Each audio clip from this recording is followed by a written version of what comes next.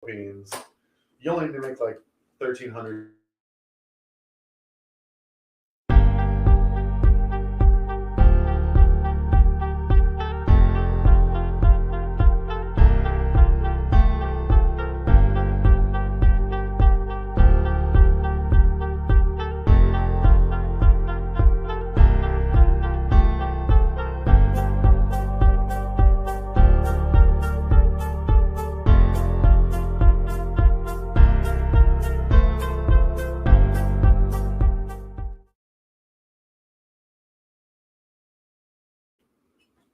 And now, a combination podcast collaboration with Matthew from the Night Owl Chicago and Jimmy Degenerate from the Not So Late live stream show. And now, here is Matthew and Jimmy.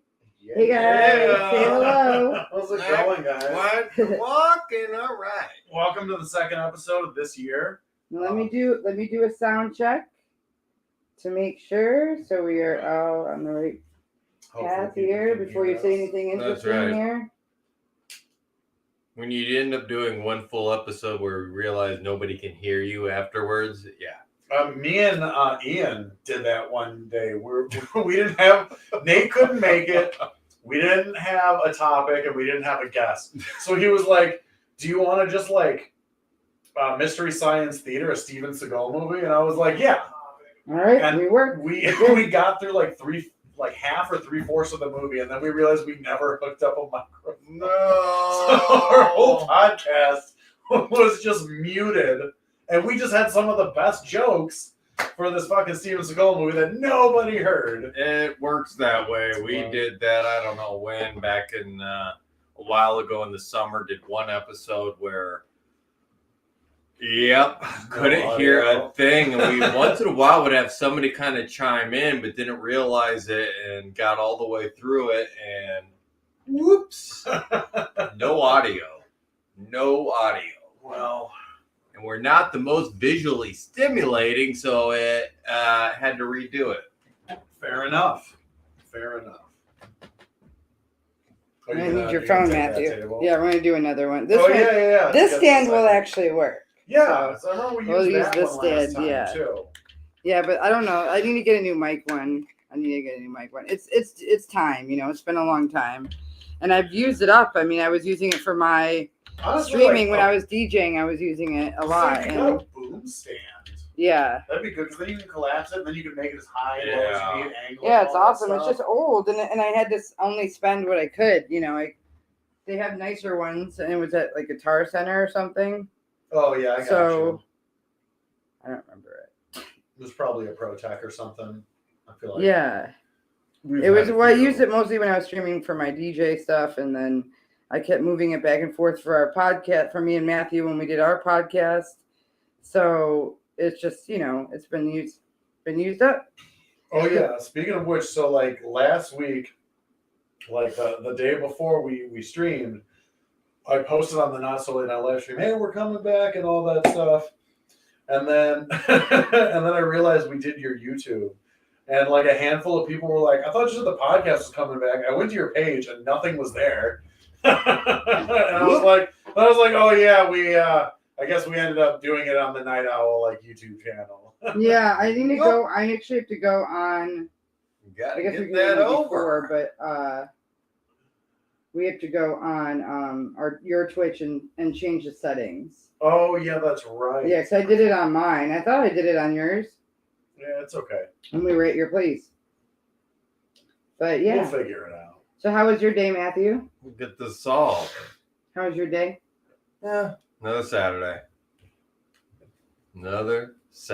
Do you usually work on Saturdays? Nah. Do you work on weekends at all? Are you on Monday through Friday? He's been working, and then luckily he's been home now because I had to start my new job. What they call a salaried employee. Well, yeah. I work 7 days a week. I mean, I do very little. Today I had it set up where I did nothing. Fair enough. I mean, except for I guess I did get my plane ticket and send in a few things and did things like that for next week. It's more admin work than actual work. Yes. But there was one day where I had my neighbor come and watch the cat because we were both gone till 9 in the morning or to 9 at night. Oh, Because he was driving from Minnesota and I was at work. yeah. So like I'm wondering. So now he has to go away this next week, and I'm gonna be with Wednesday, of course, like a few days, and then I have to go back to my work. So I'm just gonna be like, hey, can we make this like a thing? Can you just come check out her? Because like it's hard to feed your cat when like you can't just leave wet food. I mean, I guess you can, but like she needs like human interaction. Now. Fair enough. You know, she's kind of. I mean, if I put any wet food out for my cats, it's fucking gone in like 30 seconds to a minute. They just fucking go. Considering we almost thought we lost her and stuff, it's just a big thing now. It's like It was Matthew's a like, big she's thing giving us last another year. chance to live. Thought that she was it. Took her to the vet. Took her to the ER. Actually, she was acting really weird. Yeah. Overspent a bunch of money for them to do a bunch of tests and pump her full of a bunch of drugs, and then have the ER vet basically say, "Well, you should really think about it." You Did not do that. Did not do that. You came to me in the mid. We were going to do it. We were going to do it here. So if you ever have to go to the vet again, I recommend going to Animal Welfare. It's just outside the city. It's a non-for-profit animal hospital. Volunteer veterinarians work there, and veterinarian students work there. And it's I don't know if it's still this setup, but during COVID, it was basically the earlier you show up, the better you get service, kind of the way an emergency room works. But during COVID, you had to do a sign-up sheet, and then you sat in your car, and then they called you in. And they used to make enough money to provide free boarding and stuff like that, because one of my cats, who did end up dying a while ago, he had like kidney stones or whatever, and they boarded him for free, and they fed him and took care of him and gave me updates, and all I had to do was pay for the service. If you pay cash up front, you get a discount. If you are on any kind of welfare or Oh, sorry guys. what is that stuff called? ET or something, Yeah. or you're unemployed, you also get massive discounts as well. And they're really cool. And whatever tests they can still run or whatever things they can do, you can at least go in, get that checkup, and they'll be like, hey, the test results came up with this result. You need to do this. We don't provide that. So that way, when you go to an actual vet, it's not like, I don't know what I'm doing, make me pay $1,000 for tests. It's more like, hey, I know my cat's having liver issues. These are what the tests are showing for the blood or something like that. So now I need to see a specialist for this. You basically cut out a lot of middlemans and a lot of like money you don't need to spend. That's something to keep in mind. Yeah, I mean, animal welfare, and even if you just need a general checkup or something. Yeah. Like animal welfare is a great place. They weigh them, and like, what was it when Mr. B had his tooth infection before his liver started giving out? They gave me antibiotics, and they were like, hey, here's antibiotics. If his teeth don't get better, we'll give you antibiotics. When he had the bladder crystals, they wrote me a prescription for like a special medical food. Yeah. And they're like, hey, he might need this for the rest of his life. You can just keep coming back here and we'll keep renewing the prescription every time it expires. Wow. So basically I would just show up and be like, hey, my things expired. And they're like, oh, well, here's a new annual one. So animal welfare is like really fucking cool. It's a great place for if you're broke and you have pets, or you don't know what's going on, you at least have some sort of place. We will have to definitely consider that then. Yeah. Absolutely. It's like it's just outside the city. I think it's a little south and a little west.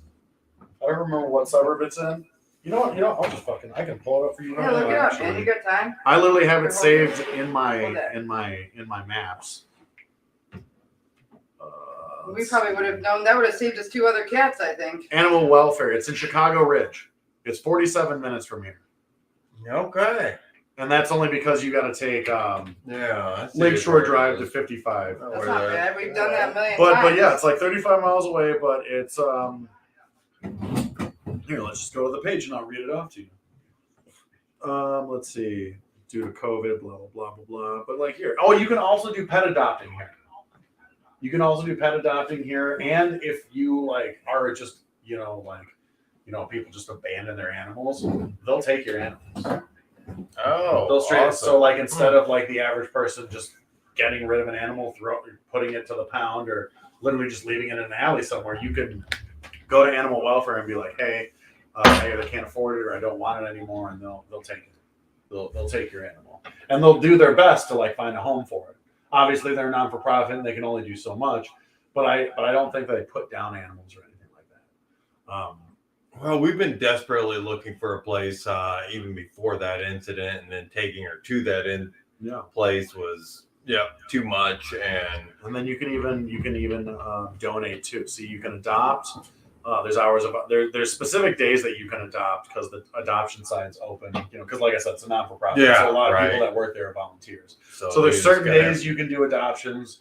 I think animal welfare runs like the hospital itself runs like 5 days a week. When I used to go there a few years ago, they had a few doctors on staff.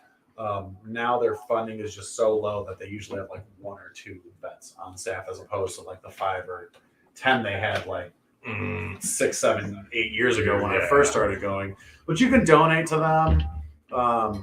And since I'm talking about it, you guys can fucking donate to them. Animal Welfare, Chicago Ridge. If you have a pet and you can't really afford a lot of medical procedures, or you just need to find out what's wrong with your animal, highly recommend going to it. They sound awesome because if anybody has had that experience dealing with the hospitals or vets in it's expensive Chicago, as shit. It's expensive. They have all this equipment. And they have insurance. They want to do all this crazy. Yeah, well, unless you have it's just like any insurance policy. Unless you have like a really good insurance plan, it only covers so much. I mean, many years ago when we first started, we had a vet coincidentally in Rogers Park. Matter of fact, right up the road from where we are now. Nice. When we were living a few years ago, he was this older Indian doctor.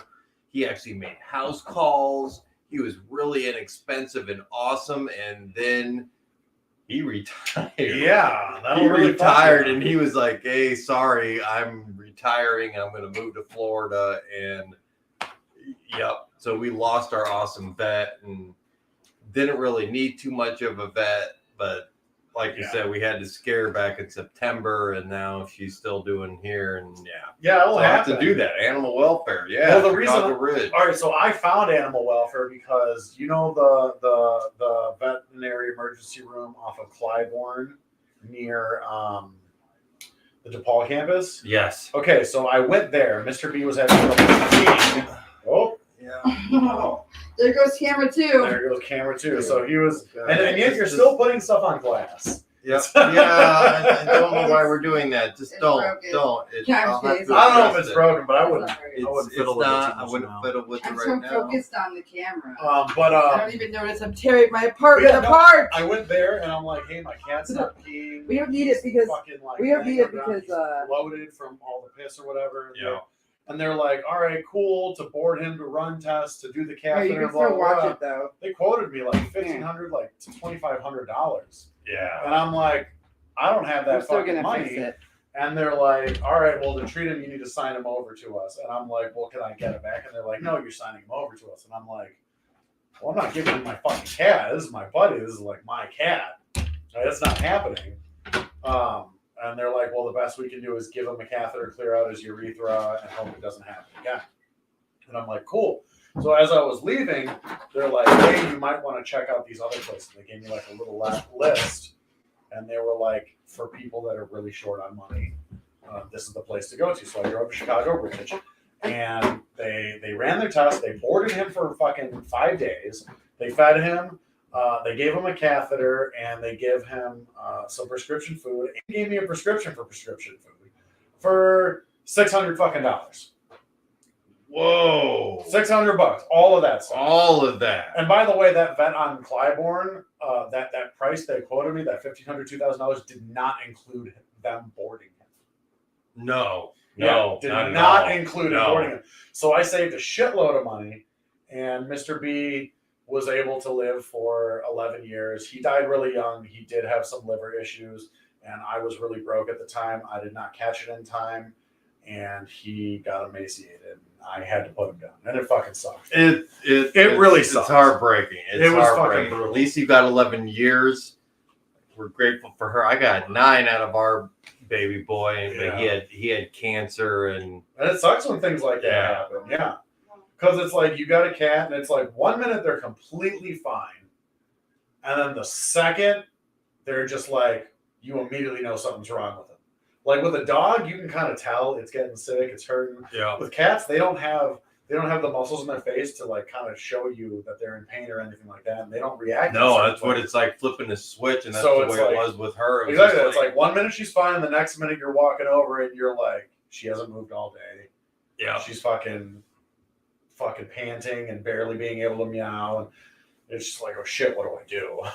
Oh, that's what we did.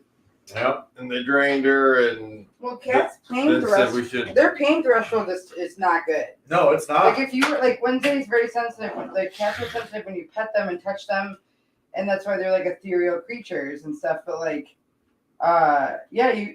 I mean, I won't name names, but I've witnessed my friend like his cat pass away. I mean, he didn't pass away, but he like went through it, Yeah. and then they had to like put him down because it was so bad. Yeah. But like he was like panting. He was like it's hurt so bad that like he couldn't even breathe right. That's how Yeah. bad it was. Yeah, Mr. B, he had liver problems. First it was a tooth infection, which we cleared up. He started eating again, started gaining weight. Then he stopped eating again, and I guess it started affecting his liver, which pretty much at that point in time, there's nothing you can fucking do. Yeah. So, he was super emaciated, and it was to the point where I had to carry him to the litter box. He physically could not stand. And I slept on the couch for like 2 fucking weeks because I was like, well, if he's going to die, I'd rather him be with me. So I would lay with him on the couch. He was very vocal. So when he would start meowing aggressively, I'm like, all right, you need to go to the bathroom. I would take him to the litter, and I would have to hold him up while he went. And I'd bring him back to the couch. And then one night I was like, he's probably fucking in pain. I was like, I can't do this anymore. And I called up the animal emergency room in the same area, actually, over on North Avenue, just east of Sheffield. And I called them up and I'm like, hey, are you a 24-hour center? I was like, my cat is fucking basically emaciated and dying. I was like, can I bring him in? And they're like, yes, it's an emergency room. You might have to wait. And when I got there, there was like fucking 6 people in the room. So I'm like, well, my cat might fucking die like right here. But I mean, like I walked in, I went up to the desk and I was like, hey, I called you guys like 20 minutes ago. And they're like, all right, cool. Come with us right now. They fucking just like jumped the line, threw him on a table, and I'm fucking crying. Yeah. And they're like putting the IV in him. And then the woman turns to me and she's like, what do you expect us to do? And I'm like, he's fucking dying. Yeah. I know that they were expecting me to be like, save him and for them to tell me there's nothing we can do. But I kind of knew. So they were just like, what do you expect us to do? And I'm like, I need you to end his pain. I was like, I need you there. And they're like, good, because the only thing we can do is put him down. I mean, for me, I I'm definitely fully want to ready. put Wednesday. I want to be home. And it fucking sucked too. But they were so nice. Like this place was super nice. They were like, hey, it's I think it was like $500 to put him down or something like that. And obviously it was like an emergency room. It was like at that time. So I didn't even argue about the price. And they're like, do you want his ashes? And I'm like, because of how much I can't afford it. I'm like, because of how much I'm paying, I cannot afford it. And they're like, is that something you want? And I'm like, I can't afford it. And they're like, we will forego the cost of putting him down and just put the $500 towards the cremation and getting the ashes and the certificate and his little paw prints and the thing. And I was like, if you guys are going to do that for me, I would fucking more than appreciate it. And they were like, all right, well, what we're going to do is we're going to put you both in a separate room. And when you're ready, you call us in and we'll put him down. So I like chilled and talked to him for like 30 minutes to an hour. I don't know how long it actually was, but it felt like when we were just talking and hanging out. And then they gave me like a little button. They're like, whenever you're ready, press it. I've never even seen that for humans. And then I pressed it, and then they came in, And then you cried your face off. Oh, I was all ready. Yeah. I was crying when I fucking showed up. I was crying in the room with him, and Can we at least take a second? Look. and then Can we take a second to look at Bean right now? We have to show the listeners and the adorable little creepers. kitty. Adorable little kitty. Look at her. No, we were the same way, bawling, crying. Yeah. I mean, just crying. They have like you have to pull, you have to like what is it for humans? Like you pull the plug or something. Yeah. It's like way more depressing. I mean, it's depressing either way, but at least for the animal, they get to like be relieved. You know? Like, Yeah. the humans get relieved, but they're already like, I don't know. It seems like it's more like, it just seems like it's more like sweet and gentle for the animal. Oh, than, yeah. like, Well, for that's the thing people, is they because you put- don't know how we've been suffering Well, before that. they put a painkiller in them, so they're fucking doped up and high, which is what they did. That's the first step. yeah. And then they put a lethal injection in them, and then They just already go to sleep. They're already passed out. and I cried. They're not even awake Well, no, for it. You know? Mr. B was awake. He was just high as fuck, and then she injected him. She had the stethoscope on his heart, and then she's injecting it, and then she Yeah. was like, and now he's dead. And that's when I started really fucking crying, because you know what I mean? Like, before it was like he's dying and he's gonna go, and then she's like, he's fucking dead now. And I'm like, cool, my buddy for 11 years is just fucking gone. Like, just, that's it. It's over, it's done with. I just fucking cried my eyes out, and they're like, do you want a minute with him? And I'm like, I do. Again, they're like, hit the button. And then I hit the button, a guy came in, and they're like, we're gonna take your cat. And I was like, cool. I was like, can I have the blanket back? Because I had him on I carried him on a blanket. I was like, can I get the blanket back? And then of course I like stormed out of the ER. Like, I ran in crying with a fucking cat in a blanket. Yeah. And then I Yeah. walked out with a blanket crying, and all the people that were in the waiting room when I came in were in the waiting room when I came out. So it's like they knew immediately, like, oh, you know what I mean? Yeah. Okay, so Jimmy, the broadcasts are already saved. They're just only saved for 14 days. Okay. So the So idea. the thing about StreamYard is that I have the videos. Well, as long as I can download them and throw And- them up on our YouTube and our Yeah. Facebook, so other people have long-term access. I to also them. added mature content Oh. because we We do talk about mature things. I mean, we're talking well, about it's just death right in now. general, like, you know, it's not. I mean, it's just, it says sexual activity, nudity, threats, or extreme violence. Yeah. So it says you can't broadcast that. But that's for OnlyFans. That's Yeah. for OnlyFans. Right. But I mean, it just says inappropriate for younger. So I just checked that now on Twitch. Cool. I mean, on Pornhub you don't really need to, but I don't have access to your Pornhub, so I don't. Well, you can have access to our. I don't know Pornhub. how it's showing up. You know. It's the same login as everything else that we log into, so Gotcha. I don't think anything is different about that. So tonight's topic, I didn't really think of too many things, and I mentioned like war history, and Megan was like, "Yeah, we should totally do that," and I'm like, "Awesome! I'm a huge World War II buff." I'm gonna send it to my friend so he can call in whenever he Yeah. wants. You know, I love World War II. I think it's fucking very interesting, and I've studied on all aspects of it. I've studied from the aspect of a Holocaust studies course. I've studied it from the American side. I've studied it from the European side. I've studied it from the German side. One of the best books I ever read was called Everyday Life in the Third Reich, and it's about a man who, in his old age, went back to Germany, and it's a memoir book, to meet with people that he worked with in the underground resistance in the capital of Germany. He was 9 years old working for the fucking resistance, helping smuggle Jews.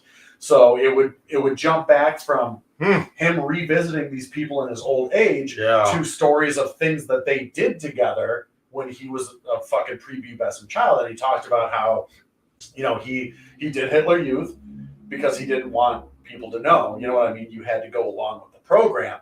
And the boarding house that him and his parents had would house like Gestapo agents who would hunt for Jews, and they would use their boarding house to bring Jews in and out. And they wouldn't hide them Anne Frank style in attics or basements or corridors. They would register them under different names and have them as guests.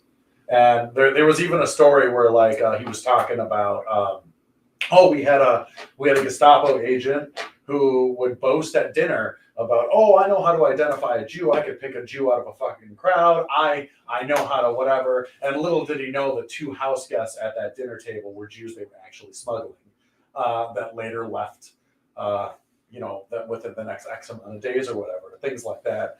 And he actually talks about how Hitler invented the false flag. Hitler invented the false flag. False flagging is when you fake an attack and you blame it on another nation. And the reason World War II started was this kid's, I don't know if it was a cousin of his or an older teenager who lived in the neighborhood, but it was someone he idolized and looked up to that was in the actual military. And that person was in a radio communications tower at the border of Poland and Germany. And what they did is they sent German soldiers into Poland to capture Polish troops. They executed them, and then they stole their uniforms, changed into those uniforms, and then attacked the communication tower in Polish uniforms. And they killed a couple of their own troops. And then when they fled, they either redressed or had some of the Polish military people they killed still in their uniforms, and they kind of spread them. You know what I mean? So that way, when Hitler was like, Poland attacked us, we've got their troops dead on our soil, and blah, blah, blah, blah, blah. And the reason, in this memoir, the guy talks about how since his buddy that he personally knew was at that radio communications tower, he told him, I'm the one who sent in the call about the false flags getting attacked by Poland because those were my orders. So the reason they invaded Poland wasn't necessarily them being like, oh, we're starting a war. It was the German people were like, we were attacked. We were attacked by Poland. Yes. It is our right to defend ourselves. And what, September 13th, September 14th, 1939, something like that was when they invaded Poland. It was September. It was within the first 2 weeks of September. Okay. They invaded Poland. I know for a fact that that's a system. Yes. That's how World War II That started, at least for the German side. Yes. Because a lot of people don't know that. A lot of people are like, "Oh, World War II started on D-Day." It's like, no, that's when we entered the war. That's when, You know what I mean? Like, Germany invaded Poland in 1939. However, Japan I was just going to say. started invading China in 1932. Yes. 1932. Long before that. And then Francisco Franco, who did the coup in Spain to have the military take over the government, that was in like 1928. And by the way, after World War I, Germany was not allowed to have an air force. They were not allowed to have a military permanent strength. Hitler was like, we need to rebuild Germany. We need to recreate Germany. We need to build Germany's strength. And everyone in the world was like, well, you can't really do that. But post-World War I, a lot of nations weren't set up for offensive attacks. They were set up for defensive attacks. Yes. So they kind of let a lot of things slide. Look at World War I and what France did, or what after World War I, what France did. They built up all that.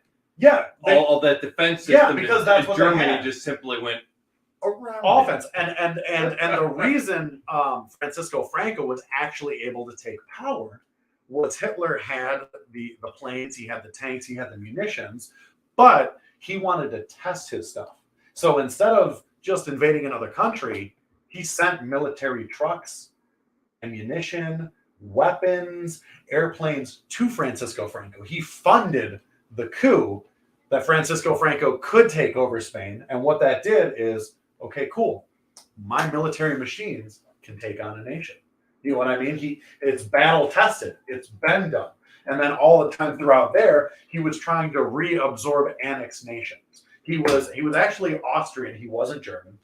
So in the 1800s, when the Weimar Republic was still a thing, and there were still noblemen and kings and things like that across Germany, there was disputes between the kingdoms.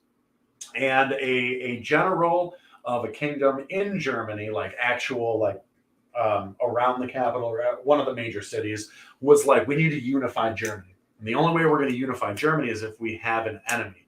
So what he did is he banded up a bunch of nobles and he started shit with Austria. And all these nobles and kings got together to form one nation to attack Austria. And when Austria lost the war, they annexed Austria. And then the Weimar Republic became a thing, and it unified Germany. Is that why Germany is not allowed to use their weapons when they're helping the Ukraine? Because they were helping the Ukraine with the war, like currently with Russia, and they weren't allowed to fight, but they were allowed to like give them weapons. And that's the thing is like basically because they're like we killed too many people, like Well, and we'll help you, like. Well, a lot of treaties post World War I and post World War II prevented Germany from being able to do certain things because, I mean, realistically, Germany has always been the forefront of military and fucking science and medical practices.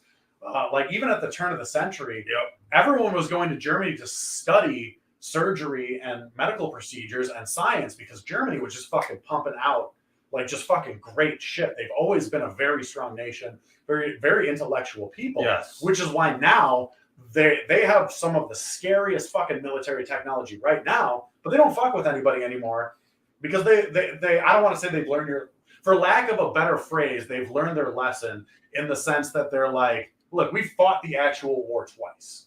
We fought the actual like world 2 fucking times. Yeah. So now they're just fucking happy Germanic Dutch people. Now they're just like the world does its thing, we're fucking fine. You know what I mean? But yeah, so what Hitler wanted to do is he wanted to start reabsorbing annexed areas, and he first reabsorbed Austria, making Germany larger and bringing those people back in. And then there were little sects that were separated. There used to be, all right, so let's say this bracket is Germany and Austria, and then Poland's right here. In this little corner right here, there was a Germanic people that used to be a part of Germany in Poland that later became a part of Poland after World War I. It was annexed and absorbed into Poland because at the end of World War I, the way that it worked out is the treaties were, well, you lost the fucking war, your country's getting smaller. We're giving more land to other things. So Germany became smaller. So he was reabsorbing all those nations to make it as large as it used to be. And he reabsorbed that. And there was still this area in between that was still Poland. So he was like, well, we've already reabsorbed this. Germany is already here, blah, blah. You might as well just give up a little 150 miles or, I'm just guesstimating or so to just kind of connect us to that. And a lot of people were like, we'll just give it to him because he's very aggressive and, you know what I mean? Like we want to. What can you do? Well, and it's also like all these nations weren't set up offensively; they were set up defensively. So their idea was, well, if we give this to them, we'll avoid a conflict. We can't have another war. We can't have another war. So that was the basis. Right. That's why there were so many concessions, and that's why when Germany was like, all right, we're ready to fucking go. Our military technology's been tested. It fucking destroyed Spain. Francisco Franco's in power, and we've just reassembled all of Germany pre-World War I. We have fucking, you know what I mean? It was maybe like a quarter the size of Russia, which Russia's fucking huge. So a quarter of that, it's like, oh, well, you're almost the size of the United States kind of shit. Yes. You know what I mean? So it's like at that point in time, well, they're like, well, we have the numbers. We have the first economy broken out of the Depression, the first economy broken out of the gold standard, the first economy to break away from the world banking system, and the first nation to ever have a 0% unemployment rate with jobs fucking coming up left and right for the Germanic people. So realistically, what the German people saw in Hitler was this guy's fucking great. He's doing so many things to help our nation. And in all honesty, before Hitler started fucking killing people, he did good things for the German people, for the German economy, and a lot of the economical stances that he created before he actually started war are still in place in Germany. You get taxed like, I think it's somewhere around 30-40% to live in Germany, which is expensive as shit. But all of those taxes go towards education, welfare, artistic programs. Literally because of Hitler, you can get a government grant from Germany to be an artist. You can apply for a grant and be like, hey, I'm a painter. They're like, cool, if you get this grant, we'll pay for your housing. We'll pay for your art supplies. We'll pay for these things. And also like post-World War II, because of the things Hitler did, if you want to do Holocaust studies, if you want to do World War II studies, I did an Insta story, by the way. There's a fucking grant that you can get. And my Holocaust studies professor actually said, oh, my wife is, I think she was Dutch or Austrian or something like that.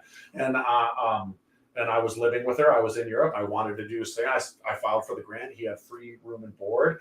The German government, the government straight up said, you have access to the the government library all details of any of these things, because Germany post World War II was super fucking salty about it, and they denied a lot of it for the long time. But I want to say somewhere between the 80s and 90s. Okay, right about in there, right? Some, when they somewhere flip that script, right? Somewhere they were like, all right, we're going to apologize. We're going to acknowledge all this stuff, and we're going to release whatever the fuck we can and just throw it out there.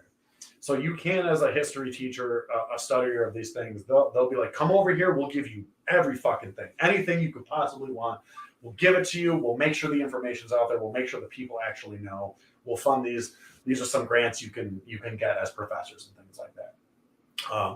But yeah. So anyways, that's just kind of like a brief history of what was going on with just Germany and there. But a lot of people overlook the fact that, you know, from 1928 to 1945, that's all of World War II. Yes. You know, it started in little pockets. Started with Francisco Franco. Hey, started with Japan. by the way, Gold Girl might phone in. Okay. She's injured, so she couldn't come, but we miss her. Yeah, So absolutely. she might call later. You know, and then you've got Germany doing its thing. You've got the fascists taking over in Italy. So like that's kind of the way a world war actually thinks. It wasn't fucking 1941 when we jumped in and Mussolini and Romania were already partnered up with fucking Japan and didn't Germany have the and the Axis thing. and the Allies. Exactly. Already, It wasn't a thing. It was small pockets. Yes. And everyone was like, well, you're kind of doing the same thing as us, and you're doing the same thing as us, and you're doing the same. Well, let's fucking combine. Yep. You got resources, we got resources, all this stuff.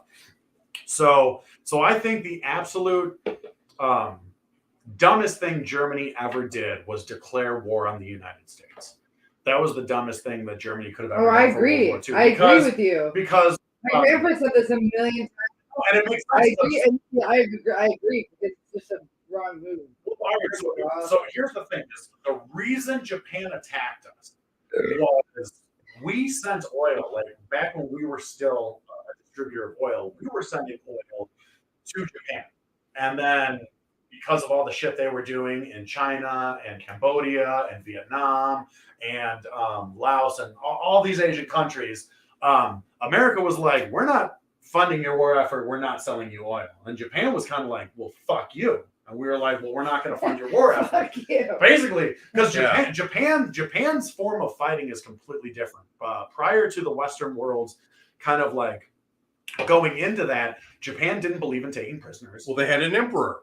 They thought he was God. Exactly. Yeah, So and that's the thing is like, don't a lot of kings back then, even like in England and all that, they like think that they're gods eventually.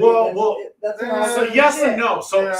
So in like Ireland and Scotland and the British Empire and things like that, kings and queens weren't considered gods. They were just like they were made king by God. No, yeah. They were made that way. They were made kings by God, and they were able to communicate with God. They were like priests. But that's the thing is they were able to communicate. That's why they were like, oh, you're either before your country or before your king, and it's like, isn't it the same fucking thing? But the way that same fucking thing. But the way that it worked in Japan was the emperor literally was a god. The whole country didn't choose them. Straight up was a god. Yeah. So they attacked us because they were basically like, well, fuck you. We're invincible, bitch. So we declared war with Japan, and Japan declared war with us. And then just because Hitler was with Japan, he was like, you know what, fuck America, let's go to war with them. But everyone was mad at Japan, and it was like, you guys started it first. What do you expect them to do? But I mean, they're not timid people, you know.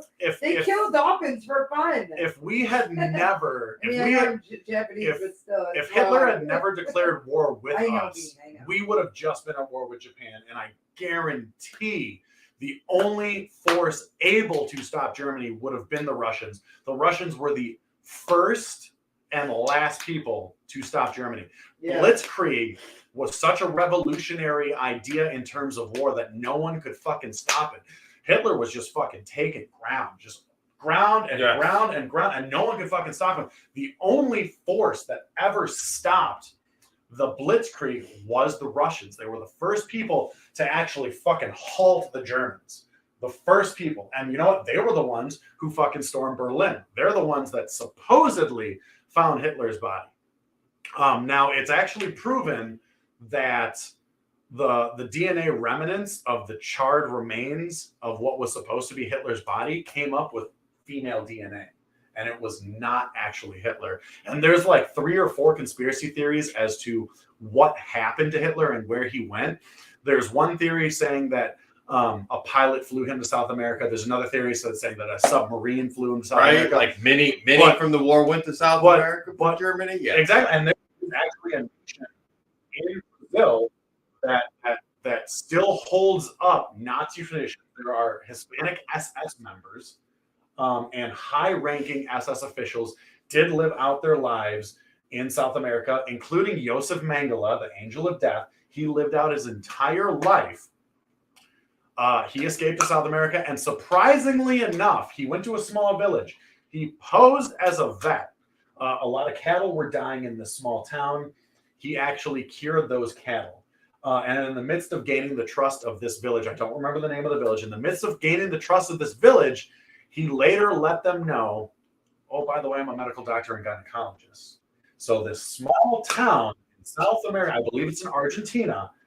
I think it's in Argentina. Don't quote me. But look it up. In this small town in Argentina has the highest population of blonde hair, blue-eyed twins being birthed in the world.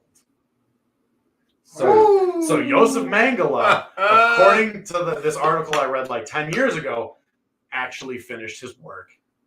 Actually finished his work in a country. By the time the CIA or FBI actually tracked him down, he was already dead and absolutely praised by this village. Well, that's all they know. They all they know is this old gentleman came in and fixed their cattle and helped their women give birth. But yeah, so there's all these theories saying that Hitler may have gone to South America, which I kind of believe. All of the conspiracy theories entail the same story that the U.S. government, the British government, and the Russian government were basically went to Hitler and they're like, not like directly, but communication to him to say, you know, your nation's gonna fucking fall, and if you want an exit strategy, we'll get you out, we'll fake your fucking death, and just know that your empire fucking crumbled and we're fucking taking it. And they gave him an out. Now, again, this is a conspiracy theory, but there's a lot of them. But basically, the theory is that they gave Hitler an out, and he continued to live his life in the Third Reich in South America with other Nazi officials. And there are actual CIA agents and FBI agents. There's actually a TV show, I believe it's on A&E. It might be on Turner Classic Movies or something like that. But it ran for like 3 seasons, and it's 2 FBI agents who have been tracking down Hitler and where he actually died and where he had actually gone. I've heard that. Through documents. And these dudes actually went to South America to try and find and trace him down. I haven't seen the show. It came up on my like Hulu or Paramount or something like that. I think it's called The Hunt for Hitler or something like that. Or tracking down Adolf or something along those lines. But it's actually really crazy to think about World War I and World War II, because in both instances of World War I and World War II, Germany should have won. 100% hands down should have won. And the reason that Germany lost both conflicts was, this is my theory, through poor management. So in World War I, the Germans had the most amount of ground. They had the most amount of kills. They had the most amount of numbers. They had the most amount of fortification. They had the best fucking setup. They were literally winning the war. It was at a point where France and the U.S. and Britain were at a point where they almost needed to surrender. And the king of the Weimar Republic straight up said, I will no longer allow German citizens to die over a conflict. And he just conceded. Germany was winning. They were winning. They had the strongest point.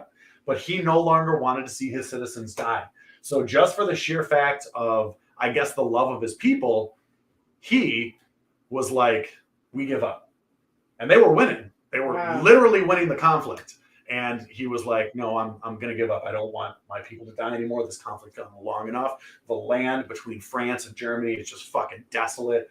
Trees are dead. Shit's exploded. Mustard gas. He's like, I'm not having it anymore. And a lot of Germans fucking hated this. They were absolutely pissed off. Absolutely pissed off because they knew they were winning. They knew they had the upper hand. They were willing to fight and die for their country. And the reason the persecution of Jews came about in Germany started with this, because they felt that Jewish cabinet members that worked alongside of the king convinced him to give up, and they felt that they were betrayed by the Jews. So there was already a persecution of Jews in Germany post World War I. And surprisingly enough, when the Jews were kicked out of Israel, when they had lost Israel and they were kicked from their lands, they spread out across Europe.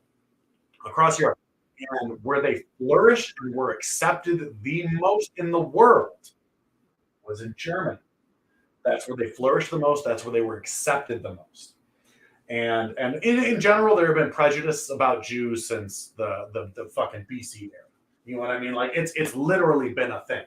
You know, they were slaves to the Egyptians. They had no homeland. You know, they would spread across. They were the first money lenders in the Christian and Catholic faith. It is not becoming of you to ask for money or loan out money, let alone loan out money at interest. So who lent out the money? The Jews, because they had nothing in their religion that said that they couldn't do that and that it's unjustly or whatever. And they were also the money lenders in the Roman Empire. So they had basically shaped the banking system that everyone fucking uses. And, you know, they had the brilliant idea, well, I'm going to give you money, you do need to pay it back. But since I'm giving it to you over a long period of time, you're going to give me a percentage off the top of it. You know, it's a fucking great capitalist idea. But that's where everyone went for their money, was the Jews, because under Christian faith, you didn't ask for loans, or you didn't go to the church, you didn't go to your neighbor. You know what I mean? It also looks bad for you because it's like, oh, I'm poor. I don't want people to see this poorness. I don't want my fellow Christian guilt, the Christian exactly. So who do you go to? You go to the money lenders, and of course, during the rebuild of the economy, who's fucking blowing up?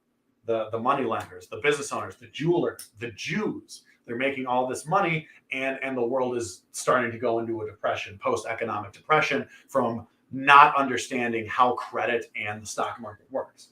The idea of credit when it first came out was, I'm good for it. You know what I mean? Like back then, it wasn't a credit card. It wasn't some sort of slip.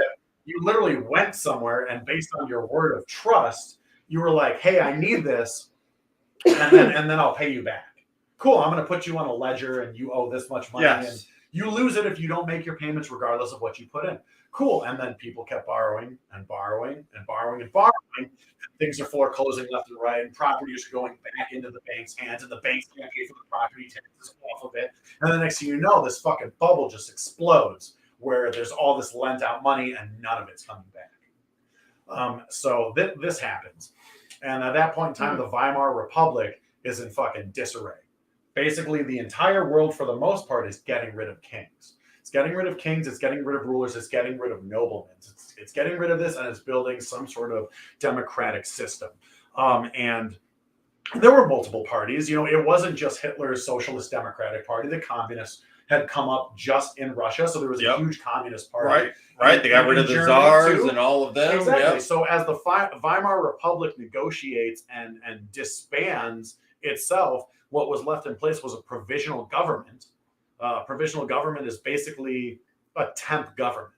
You know, a provisional government is What does that mean? All right, so a provisional government means we don't have a full system in place yet, but these are the people that are running things until we figure out what the fuck we can do and how we can sustain an economy. Yes. They're not the kings and the queens, but they're not voted on, but it's exactly trying to work towards exactly. It's like we're trying to figure out what's going on, but we're not there yet. This isn't the end all be all, but this is what we have at the moment. So while the provisional government existed, that's when political parties started to rise. The Communist Party, the Nazi Party, which is the Democratic Socialist Party, and Hitler had his brown boots, which basically decimated other parties and he took the forefront, and he already had political clout from being in World War I, from being a soldier, from having a military career, from being a good speaker, and even when he would speak out against the provisional government, he got arrested a couple of times for his party, and he was let off easy and with no jail time because the provisional government respected him as a leader. And that's the thing. He was very charismatic. He was very intellectual. He knew how to speak it. He knew how to fucking fire people up. And that's why before shit hit the fan, he was actually doing good things for his country. And there's weird dualities of Hitler. Like, you know what I mean? Like I think all the advancements that came out. Exactly. We'll Also look at this. The average company and corporation in America is going to fuck over the general public to turn over $1. Whereas Hitler was about everyone outside of Germany can fuck off. My people come first. So there's this weird duality where it's like, well, he actually cared about his people. I guarantee Halliburton doesn't give a fuck about you. And the people that run the water in Flint, Michigan don't give a shit that they're fucking dying and being cancerous and all that stuff. You know what I mean? So it's like, where's the real level of evil? And that's all based on like societal things. We're not even gonna get into that. But yeah, so when he took power, the first thing he did was, we're getting off the gold standard. We're getting off the world banking system. And immediately was an attack on the Jews, the money lenders who ran the world banking system. You know, the gold standard is what a lot of people were on, and if you couldn't produce the gold or your set value of your country was based on the gold you obtained. Yes. Which realistically, I don't know if that's an economically good thing. I honestly don't know the studies behind it. I don't know well enough, so I'm not even. I mean, at one point, right before, prior to all of that, right? Even in the U.S., we outlawed the fact that you had to give up your gold. Yeah, and that's a little further ahead in our timeline. So anyways, Hitler decides getting off all these things, and then got off all those things, and then he was like, I'm going to create jobs. So he built the Autobahn. The Autobahn was created by Hitler, and that generated a shitload of money. And the Autobahn's one of the most major used highways in Europe. That's a fucking thing. So he creates this highway. He creates a shitload of jobs. They're the first nation to get out of the Depression. That's a really big deal. It is when the entire world is in a shit show, yes. And one guy comes along and not only says he has the answers, but is actually fucking providing the answers. The people are going to back him up. You know what I mean? They're going to be like, well, he's not going to guide us wrong. So far, all he's been doing is guiding us right. So, and then the Autobahn gets built, and then he designs Volkswagen. Volkswagen is created because of Hitler. Hitler created Volkswagen. Volkswagen in German means the people's Volks, people's transportation, the people's travel. So it was, again, it was a democratic socialist party. It was the idea of we're manufacturing this car for the people so that we can become economically strong. And then he would go into, they restricted us from having an Air Force. Well, we're going to fucking build the Air Force. And it was called the Luftwaffe.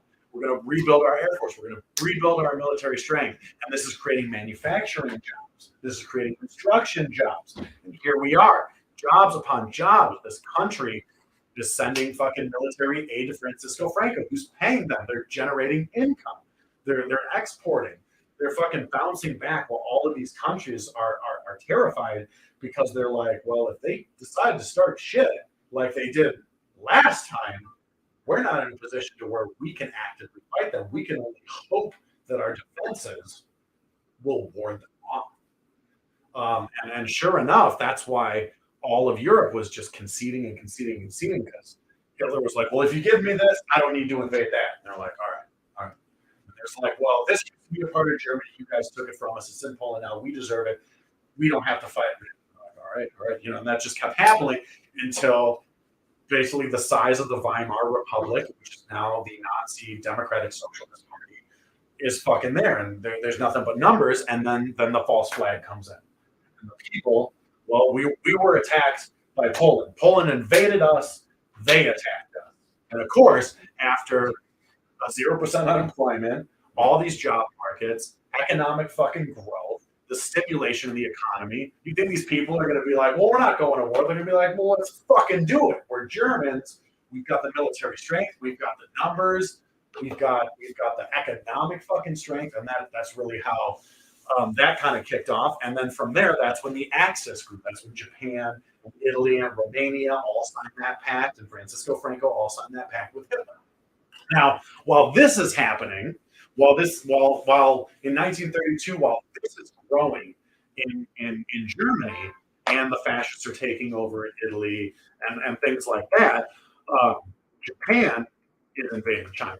Someone said German war times. Yeah, so they come in. So they've been doing, which yeah. German So war times. so Japan in 1932 is invading China, and they occupy Vietnam. What did you say, Matt? I was just going to say, Yeah, in throw it some out of there. the most brutal war. I mean, the idea of decimating Oh yeah, an entire. I mean, they wiped out hundreds of thousands of Chinese Absolutely. at once. Chinese, Korean, Vietnamese, Cambodians, Laotians. Do you know about Unit 731? That's not something I've heard of. So Unit 731. Wait, did you take a second to look at Matt's outfit, by the way? Oh yeah, no, I know. Compliment. Yeah, I said, yeah. He wherever he walked in, I was like, I dig it. I love it. Yeah, no, I got it. You have well, you didn't bring your hat this time, but No, well, I didn't bring my jacket we because I had have, my. we have one of Yeah. Matt's hats. If you want me to throw it at you. I'm good. good. But anyways, while all of this is going on in Germany, Japan is invading, and they created Unit 731. Which, if you don't know what Unit 731 is, and you have a very strong stomach, and you are not disgusted easily, look it up because this is really fucked up. A lot of Matthew gets disgusted. Well, easily. It depends on what it is. so the consensus is You're more about the politicians than you're about the. I mean, the war is like the it consensus sometimes is needs to be done in order to get like movement going. well, But it can be done like in a way where it's kind of like strategic and not like so like here's revenge hungry. Well, you know? here's how Unit 731. So it was a water purification facility to the public. That's what it was known as. The water purification facility. Okay. That's what the public knew it as. But what it really was is the consensus is everyone's like, oh, the Nazis did the worst human experiments ever. They were fucking top tier. They didn't fucking do shit compared to Unit 731. Unit 731 would do the most fucked up human experiments you could possibly imagine. We're talking, they would take Chinese, they would take Koreans, they would take all these people they invaded, they would bring them to Unit 731. They would starve rats and throw a living cat in and see how fucking fast the rats would eat throw the Wednesday cat. in there. They would kidnap families and force them to incestuously have fucking families to see how incest affected people and genetic things Wouldn't like they that. just know that? No, I mean, a lot of the things that we So do actually, we know, so the things we think know they now came is out of that World someone War else- II. a lot of everything we know about the human body is solely because Isn't of that what the Avery Japanese is? and the Is Germans. that what Avery is Yes. on purpose? Like the kings and queens or Yes. babies or like So, we got to keep the bloodline pure. It's like, so how outside stupid of are this, you? they would also force men with various venereal diseases to rape women, to get them pregnant, to do vivisection on them, which, if you don't know what vivisection is, that is surgery without anesthesia on pregnant women to see how these venereal diseases and STDs affect the child's growth in it. So that's how we know. And this is a German. This doctor? is the Japanese. This is Oh, Unit okay. 731. Because the German it's unfortunate because the German doctors are just smart. They just did things for the evil. you Well, know? see, they did But things. they were so incredibly intelligent. Like They were, they just were used to to do experiments And- and terrible things. Like and they would do the same thing. So what they would also do is they would also take Which is these weird, people it's and going against, it's going against like they would your oath, isn't it? they would put them in. Well, no, you got to think about it. It wasn't for the betterment of man. It was for the betterment. Yeah, so It was for the humanity, Fuhrer. It was for the Fuhrer. Yeah. So while Japan's doing all this, they're also vivisection and incestuous things, and then they're also testing frostbite on people. So they're fucking like spraying people down with water and throwing them in fucking like 30 freezing temperatures and seeing how long it takes them to freeze to death. Putting them in cold baths to see how frostbite affects them and shit like that. Like the most Wow. there's a movie that came out in the 80s called Under the Red Sun it's a movie about Serial Unit killer? 731. It's about Unit 731, and I think to this day it's a banned film in Japan. They refuse to acknowledge a lot of this stuff. And the most fucked up thing is yeah, America got a bunch of Nazi scientists and they got a bunch of documents. Every single doctor that worked in Unit 731 got diplomatic immunity from the U.S. for all their documents and proceeded to live their lives in Japanese government until they died, and no one in the public knew a vast majority of the most fucked up things that ever did. They died peacefully. Oh, sure. Rich. You kill the emperor in your different country. It's Now, it's just now they. Good, Now, let Matt talk. Let I'm Matt just talk. gonna say no. I was just Yeah, gonna keep say going. it's brutal stuff. I picked up on it because I listened briefly to a podcast. I think his name was Dan Carlin. Okay. I know his name is Dan. It's called Hardcore History. And he really I think I follow him on. I think he's got TikTok alerts. I think. okay. So he really dives into kind of some of that brutality. He kind of gives you, here's the low numbers for the number of deaths, middle and high, and yeah, I mean basically, Yeah. especially here in the U.S., a lot of us tend to think World War II starts with D-Day. No, Nowhere near. No, Nowhere near. Nowhere near. But yes, 731's main function, aside from these experiments, was chemical and like viral warfare. So another one of the experiments they would do is they would load diseases in ceramic Buddha statues, and they would fly them over China and Korea and Vietnam and Laos, and they would just drop them, and then they would shatter, and diseases would spread, and that's how they killed a lot of the people as they were doing this. Now, Biowarfare. so now we're getting into the bracket of talking about Vietnam. 1937, Japan was occupying Vietnam. Now, I'm not certain if they were. I think that they were already a colony of the French. They were already a colony of the French. They were occupying it, and then they removed the French in 1940. So in 1940, the French was removed and completely run over by Japan.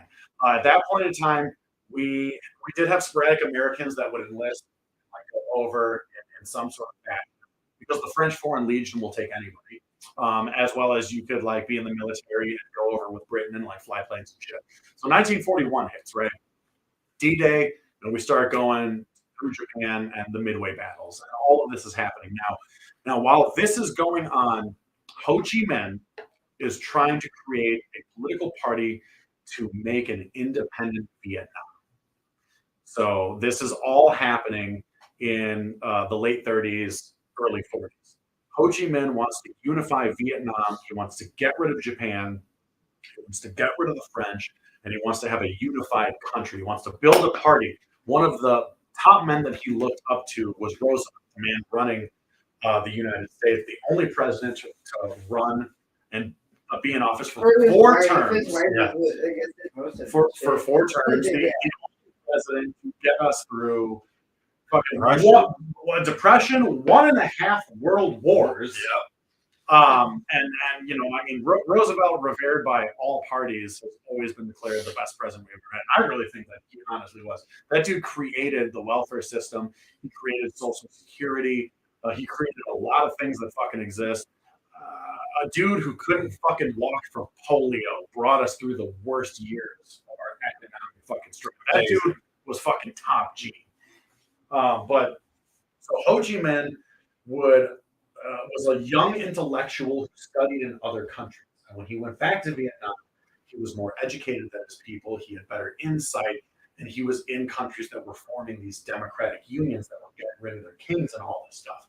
So while Vietnam is just riddled with the Japanese, he would go to these meetings that they would have to try and broker peace with what was going on in World War II. And he actually did approach several governments, several consulates, as well as Roosevelt himself, to be like, help me unify Vietnam, help me make it an independent nation. And a lot of like Stalin and Roosevelt and these top world leaders were kind of brushing him off.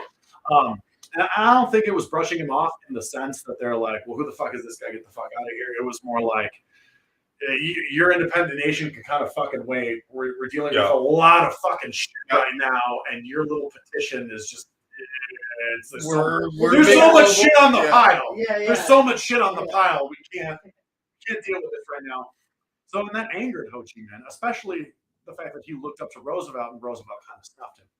So Ho Chi Minh decides that the only way I can unify Vietnam is by myself and creating my own party. He's got to do hands on. He's got to fucking do it. So World War II ends, right? World War II ends. President Roosevelt is dead. When President Roosevelt was still alive, he was actually signing a petition that he was going to do with all world leaders that most of them, for the most part, were on board but not happy about, to dissipate all colonies globally. Roosevelt had a fucking drafted document to say, hey, Britain, get the fuck out of your colonies. France, get the fuck out of your colonies. Everyone, get the fuck out of your colonies. Right. It made sense. Let right? the world develop. We are in a new age, and the world needs to develop. Now Roosevelt dies, and Truman takes over. Truman's a bitch. I'll say that right now. He had a very fucked up childhood, and he had a beta complex where he felt like he needed to be top dog, and he needed people to know that he was top dog, which is a very beta thing. You know what I mean? Like an alpha knows, like everyone knows in a room who an alpha is. You don't need to puff up your chest. You don't need to talk shit. Wonders if Truman had not been president. So Truman is also the reason we dropped the bomb. Yes. While Einstein was here, he was like, you need to learn this. Germans are developing the technology. They will fucking use it when they figure it out. And Roosevelt was like, I'm not doing this. This sounds super fucked up. This is very devastating. Based off of our tests, the amount of destruction you're doing, I can't be a part of that. So Truman's the one who pushed the button. And post World War II economics, Truman was in power. So when everyone came to the table, Roosevelt's dead. So Britain and Russia and France and all these nations that have their sort of colonies and things like that were like, we're going to keep our shit. And Truman's like, yeah, I don't give a fuck. You know what I mean? He's like, I don't give a shit what you do in India or what you do in Scotland. He's a good old boy from Missouri. You know what I mean? Like, fun fact, the only reason Truman became a politician, by the way, he won his vice presidency with less than 12% approval.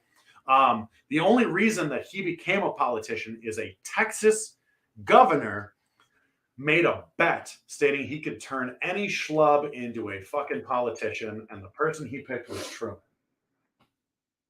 So here I'm going to share a little clip from absolutely it's called The End of War, the final minutes of World War II. So I'm going to share. Right? She's like Benny. All right. She says, "Listen up here. Whatever. Listen up here." So yeah, share this clip so we can Share see this clip. Only one person's watching. Only one person's getting educated. We have people on Twitch though. Oh, fair enough. I forgot that we're on multiple streams. I can only see what's on this little I screen. can only see that too. I see that. Okay, ready? Oh, look, we got two. All right.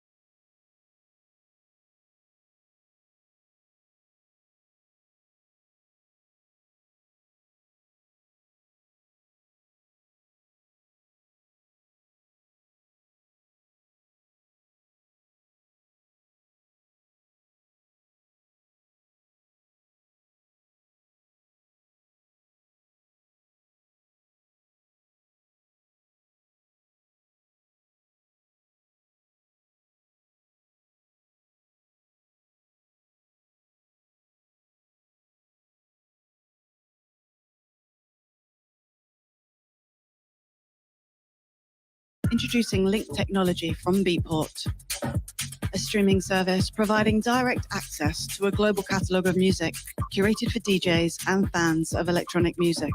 Simply get connected and start playing in your favorite DJ software with access to millions of tracks, including new releases, classics, exclusives, and more.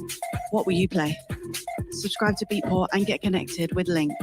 Start for free today at beatport.com.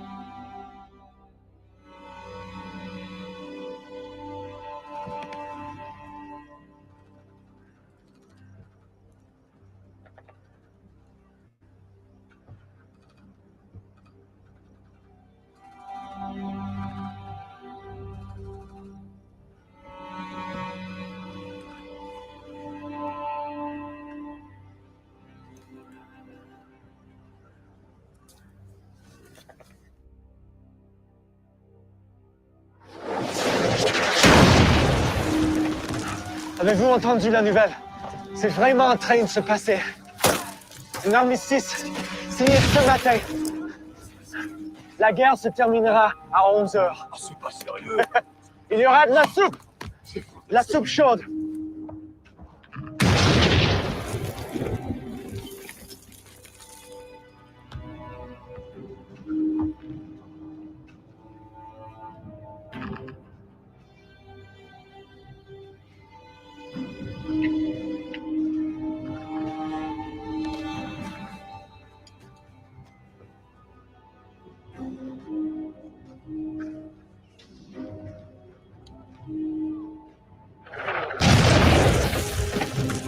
Donc, pour l'amour de Dieu, ne vous faites pas tuer, hein? Hey. Hey, c'est fini. La guerre se terminera à 11h. Il y aura de la soupe chaude pour nous tous. On rentre à la maison. Alors, ne vous faites pas tuer, hein? Il y aura de la soupe.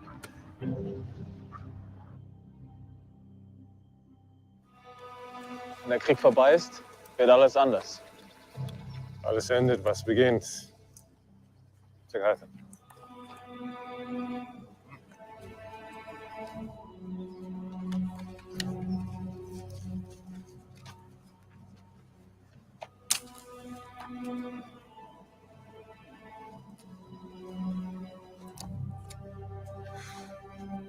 Ich freue mich nur auf eins. Meine geliebte Imelda.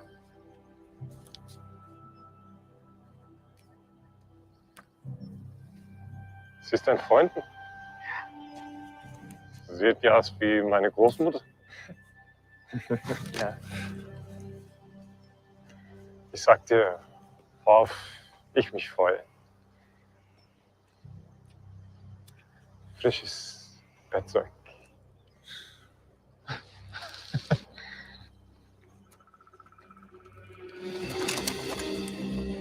Was zum Teufel? Halt! Parkplatz! Parkplatz!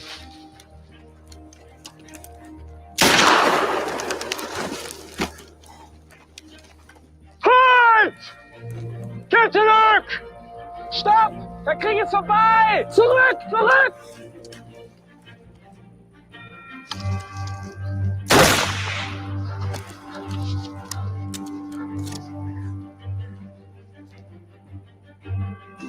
Des fous. Get down!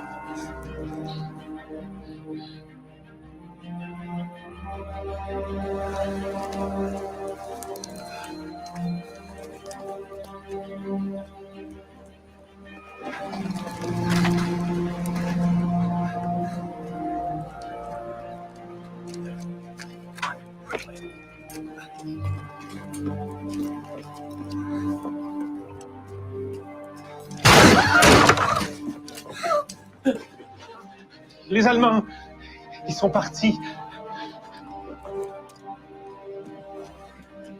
Vous vous joindrez à nous. La guerre se termine à 11h.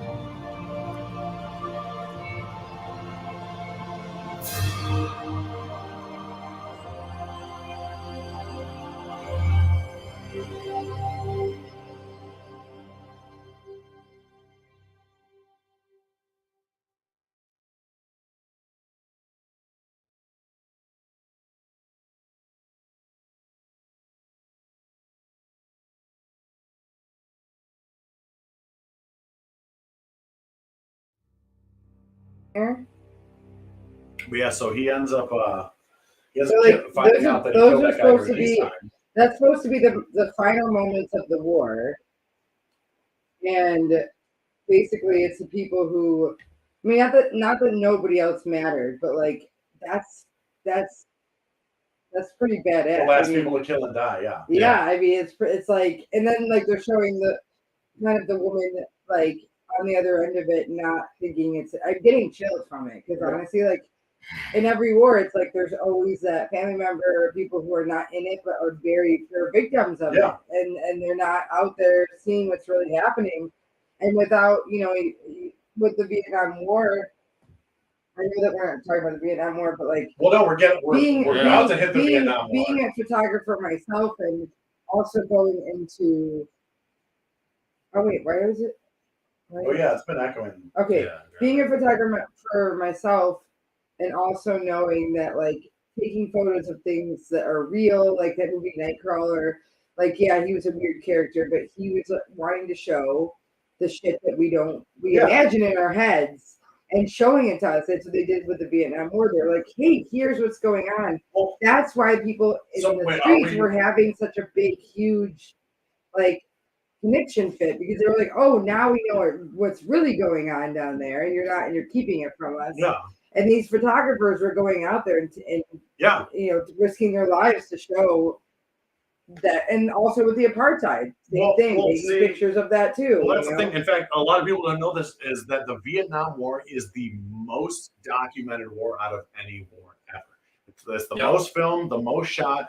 In fact, because of Vietnam, that's why so many people protest, because that shit was on the news every night. That shit was on It television. was the first war that was like and, that. and it was uncensored because censorship and the FCC didn't exist in the terms of it does today.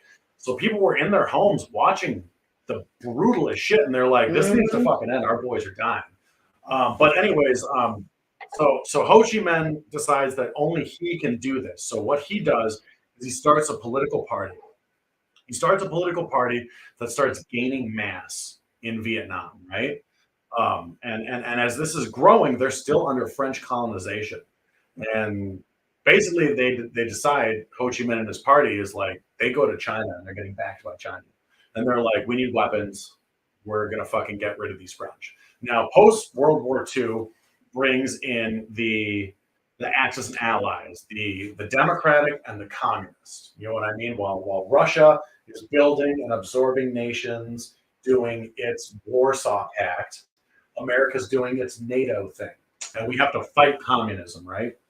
So a socialist party are growing in Asian countries, in China, it's already in China. I'm sorry, in Korea, in Vietnam, and things like this. And America's like, we got to fucking get rid of communism. So we go off and we do the Korean War. But in 1950, or actually, I think in 1948. I think 1948 is when the Indochina War started.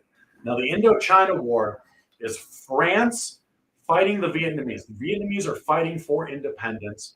The French are fighting to keep their colony. Now, this is 1948, I think, post World War II.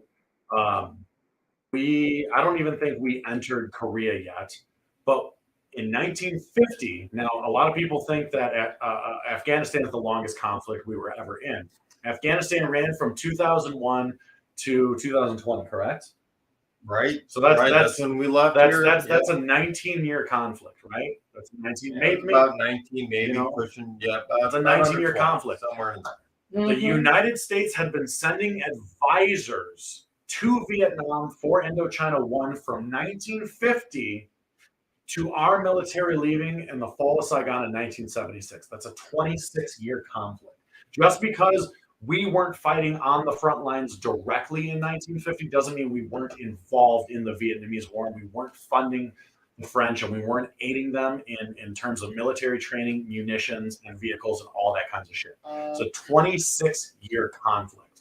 So that is the longest conflict we've ever been. And a lot of people don't acknowledge that because Vietnam was in a war. We never declared war. I don't give a shit if we declared war. Hundreds of thousands of people died. Hundreds of thousands, if not more, on both fucking sides. We wiped out fucking, like, I think it was like 20 to 30 per one of us, and a shitload of us died. So Indochina War starts, and that's the French fighting the Vietnamese while we're sending advisors to them. Somewhere in the midst of there, we start our conflict with Korea. We aid South Korea, and the Korean conflict is really interesting. It's one of the craziest wars that we fought. I never really knew about that one. So the Korean What War. was that? Okay, so that's what my grandpa. My grandpa was a Marine in that one. So, he was yeah. a Marine in the Korean War. And that's how he met my grandma. So I guess they had something to do with Japan as well, right? Not during the actual Korean War. So Korea, half of Korea wanted to be communist, half of Korea wanted to be democratic. So we backed the democratic side. China and Russia backed the communist side. And at the 38th parallel was the split. Oh, Go Girls here. At the 38th parallel, the country was split into two. Now, what happened We're talking about war. What happened was Korea wanted to unify as one country. So the communist unification wanted to unify the bottom. So they fucking just straight up invaded. They invaded South Korea, and America was like, well, we can't let communists take over the world. So we're going to aid Korea. And they use Russian tactics to fight this conflict. What they did is they used the pincer, the pincer move, which this is what the Russians did to break the German lines. And that's, let's say here's a battle line, right? Here's a battle line. So 2 fronts are right here. What you do is you breach a line on one side and you breach the line on the other. And then you come in. Can you see her? I can actually, but I think we're still on a delay.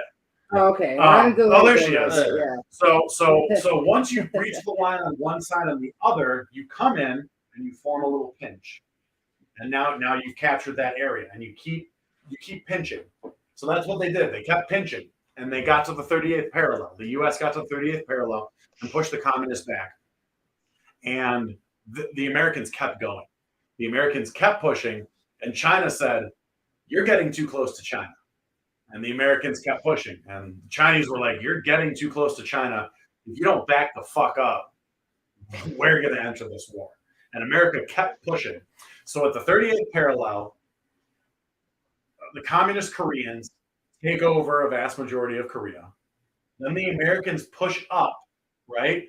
Then they get way too close to China, and China says, "Fuck you." So they send like hundreds of thousands of soldiers. Now you're real time. Hundreds of thousands of soldiers into Korea, mortar attacks, guns to just fuck up America. America is pushed all the way back down to the tip of Korea, to the very fucking bottom of Korea. And they continue to use their pincer tactics to push all the way back to the 38th parallel. And where the conflict started at the 38th parallel, the US and Korea conceded to make it a demilitarized zone at the 30th parallel. So the war started and ended at the same place. And a lot of people don't realize a demilitarized zone is the scariest fucking thing in the world. The demilitarized zone is not a treaty of peace. It's not a treaty of peace. The demilitarized zone is a line. And if one fucking person crosses it, military personnel, an entire conflict can start. In fact, it's actually well known that the Korean War is still ongoing right now. Yes, right? The Korean War still exists because neither nation forfeited. They agreed to a demilitarized zone. If you look at the DMZ in Korea, on the North Korean communist side, there are troops lying like every, I want to say, 50 to 100 feet. And on the Democratic side, there are Korean troops every 50 to 100 feet. There are dudes standing next to each other that have probably been standing next to each other for fucking years. That at any point in time, if one of them crossed that line, bam, automatic conflict, and the Korean War goes active. Right now, it's an inactive demilitarized zone. It is a conflict at any point in time. All right, let's take a break. Let's take a break and introduce Gold Girl. Gold Girl. Waiting patiently to say hello. Fire the fuck up Can we talking hear her? about. Hold on, wait. I don't think we can hear you. You can't hear me? Is your mute on? No. Oh, we got you. It's delayed and You echo. hear me? Is it delayed? Nothing. We are in the No, we can hear you now. Right. Danger zone now. Continue. What's up? All right, what's up? Hey, how you doing? All right, do we hear you? Let's see. If we can I Do hear don't you you. hear me? Like, can you hear her through the headphones? Do you hear me? I'm gonna make sure that I can hear her. I'm trying to make it so like they can hear you too, because only I can hear you. Oh, It's delayed, so I don't know how to make it so like. wow. Sounds like you got some practicing Right. to do. All right, I think we're good. They're gonna have to hear. You guys are gonna have to hear like real time. Is that okay? Yeah. Okay. Well, real time's better than delay. Right? Yeah. Yeah, Because yeah. then we can have a Yeah. conversation. I'm still new at this, you guys. No, it's cool. We'll figure it out. All right. So y'all can hear me or what? Yeah, Or we no? I can hear you now. Yeah, we hear. got you. Okay, that's Yeah. what's up. How are you So- enjoying this history lesson? Enjoy is a strong word. It was very riveting, though. I was like, oh, my dad was stationed in Korea, so I was like, that explains Was he? a lot. Yeah, like explains why America is such a big presence there. But yeah, I thought it was super cool. Thanks for the. I didn't know all that was going on. So, yeah. But I do want to go there eventually because Korea has like a lot of good dancing. Yeah, a lot of good As dancers scary from as it North would be, I Korea. would like to go to North Korea. You know Yeah. that there are actually 3 U.S. soldiers that did defect to Korea? No. So there is a No. documentary about it too. It's really interesting. Basically, during the Korean War, on the front lines, the North Koreans would really send out audio propaganda like, Oh, now I'm hearing the echo. you don't need to die. Here's the Come echo. over Hold on. here, we'll take care of you. And 3 U.S. soldiers actually did cross that line. And they're still alive in Korea. They all became major actors. They were they were like top society because Korea could boast that, hey, these Americans came over here. They chose us, the better nation. You know, that kind of propaganda ideal. And a lot of them became movie actors. They became celebrities. I think 1 or 2 of them had already died, but they radio interviewed one of them, and he talked about, oh, this is what life is like in North Korea. I've got a wife, I've got a family, this is my home. Obviously, there was probably some major censorship. You probably couldn't say exactly everything, but they showed clips from North Korean movies and stuff that they were in, and the propaganda films that they would do and stuff. I think it used to be on Netflix. I don't remember what the documentary was called, but I remember watching it. Like, and I just remember, like, when I saw that documentary, I was like, how many people may have defected during certain conflicts? You know what I mean? Like, you know, if 3 people did it in Korea, did anyone do it in Vietnam? Did anyone defect in World War II? We've had some defectors go to Russia. Sure. We've had some Russians defect to America. Sure. A lot of us, we focus on who's defected to You us. guys drink up all the beer? Yeah. We've never. I only have 1 you know, can. it's You're rare assholes. You here got and like there 6 of them. defected to I was others. like obsessed with Korean like detective Like, me too. dramas. That's Like it. all through the break I was watching Inspector Q. And You're hearing her in Yeah. real time and She's No, like I'm sorry. Hold on. Inspector Q's definitely on Netflix, and I freaking love that show. It's like the Koreans have put out all these really good like detective dramas, serial killer dramas that I was watching all winter long. It was beautiful. Korea and, like, I love my foreign you language know? films. I like hearing different languages and Oh, stuff. I'll bet. they're like fucked up. But yeah, Oh, they DJ canceled, like, DJ Siberia Curator and Kiss places like Kitty. I can't hear it. You can't hear me at all? It don't sound like you can hear me, so. Can we do closed captioning? No. So if I could read what she's saying. Yeah. You can't hear her? I mean, I can hear her, but like the way that it's echoing. I like, know, I you can only guys. hear I fragments. know that, but I'm not a producer. It's not. I mean, I'm trying to figure it out. But you literally are a producer. Yeah, I just kicked her off. I just kicked her off. God damn it! It's difficult. There's Should I There's be so like, many variables. should I face the other way? there's a lot of variables going. It would be going on. easier if she was actually here, which Yeah. obviously she's busy and not here. Yes. But it is what it is. Ugh. Do we have a chat thing? We have Yeah, to why Can we, chat. can we communicate with her through that? Yeah, but you can't. But you'd have to chat with us, and you talk. Well, a maybe lot. this is There's something no we way we just- can cut you off. Maybe we need to just table this Well, and this- figure this out well, later. To be fair, also today is a very dense topic. Yeah, it's a very Yes. dense It's topic. a very dense topic. Like we Yeah. just started talking about Ho Chi Minh, and we're like an hour or 2 into it. I said Jimmy is in deep with the war talk, Well, I really love war history. and Wednesday's driving me crazy. It's amazing how much all of that is. You realize where we are today. Exactly. People just start peeling back, going back. Yeah.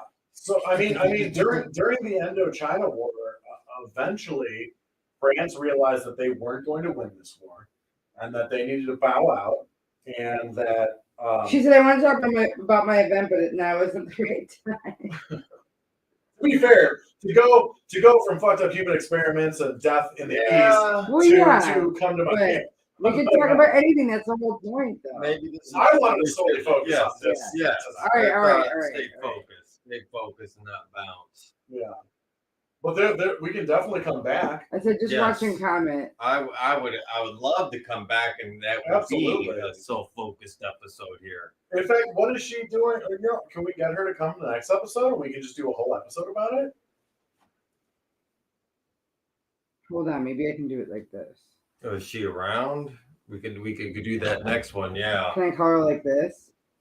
I would. Maybe this works. They won't see her, but they can hear her. Well, here's my idea. I would just say table it for now, and All right, here we go. I'm trying to put this together right now. Yeah. For my festival. Did you hear that? I hear. We I could can see hear her. you. We could see Oh, you. it disappeared. not. Oh, No, we could right. see I her. can't hear y'all. At all. If you're talking, I can't hear you. But can they hear her?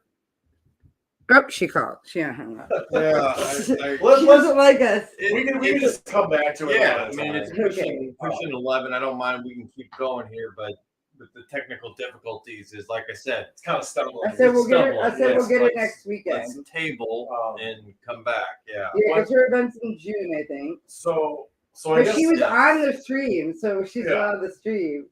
You were still on the stream. Well, I'd say now we were. I was wondering what to do next time. I think we have something. yeah, to we do have a whole next time. topic.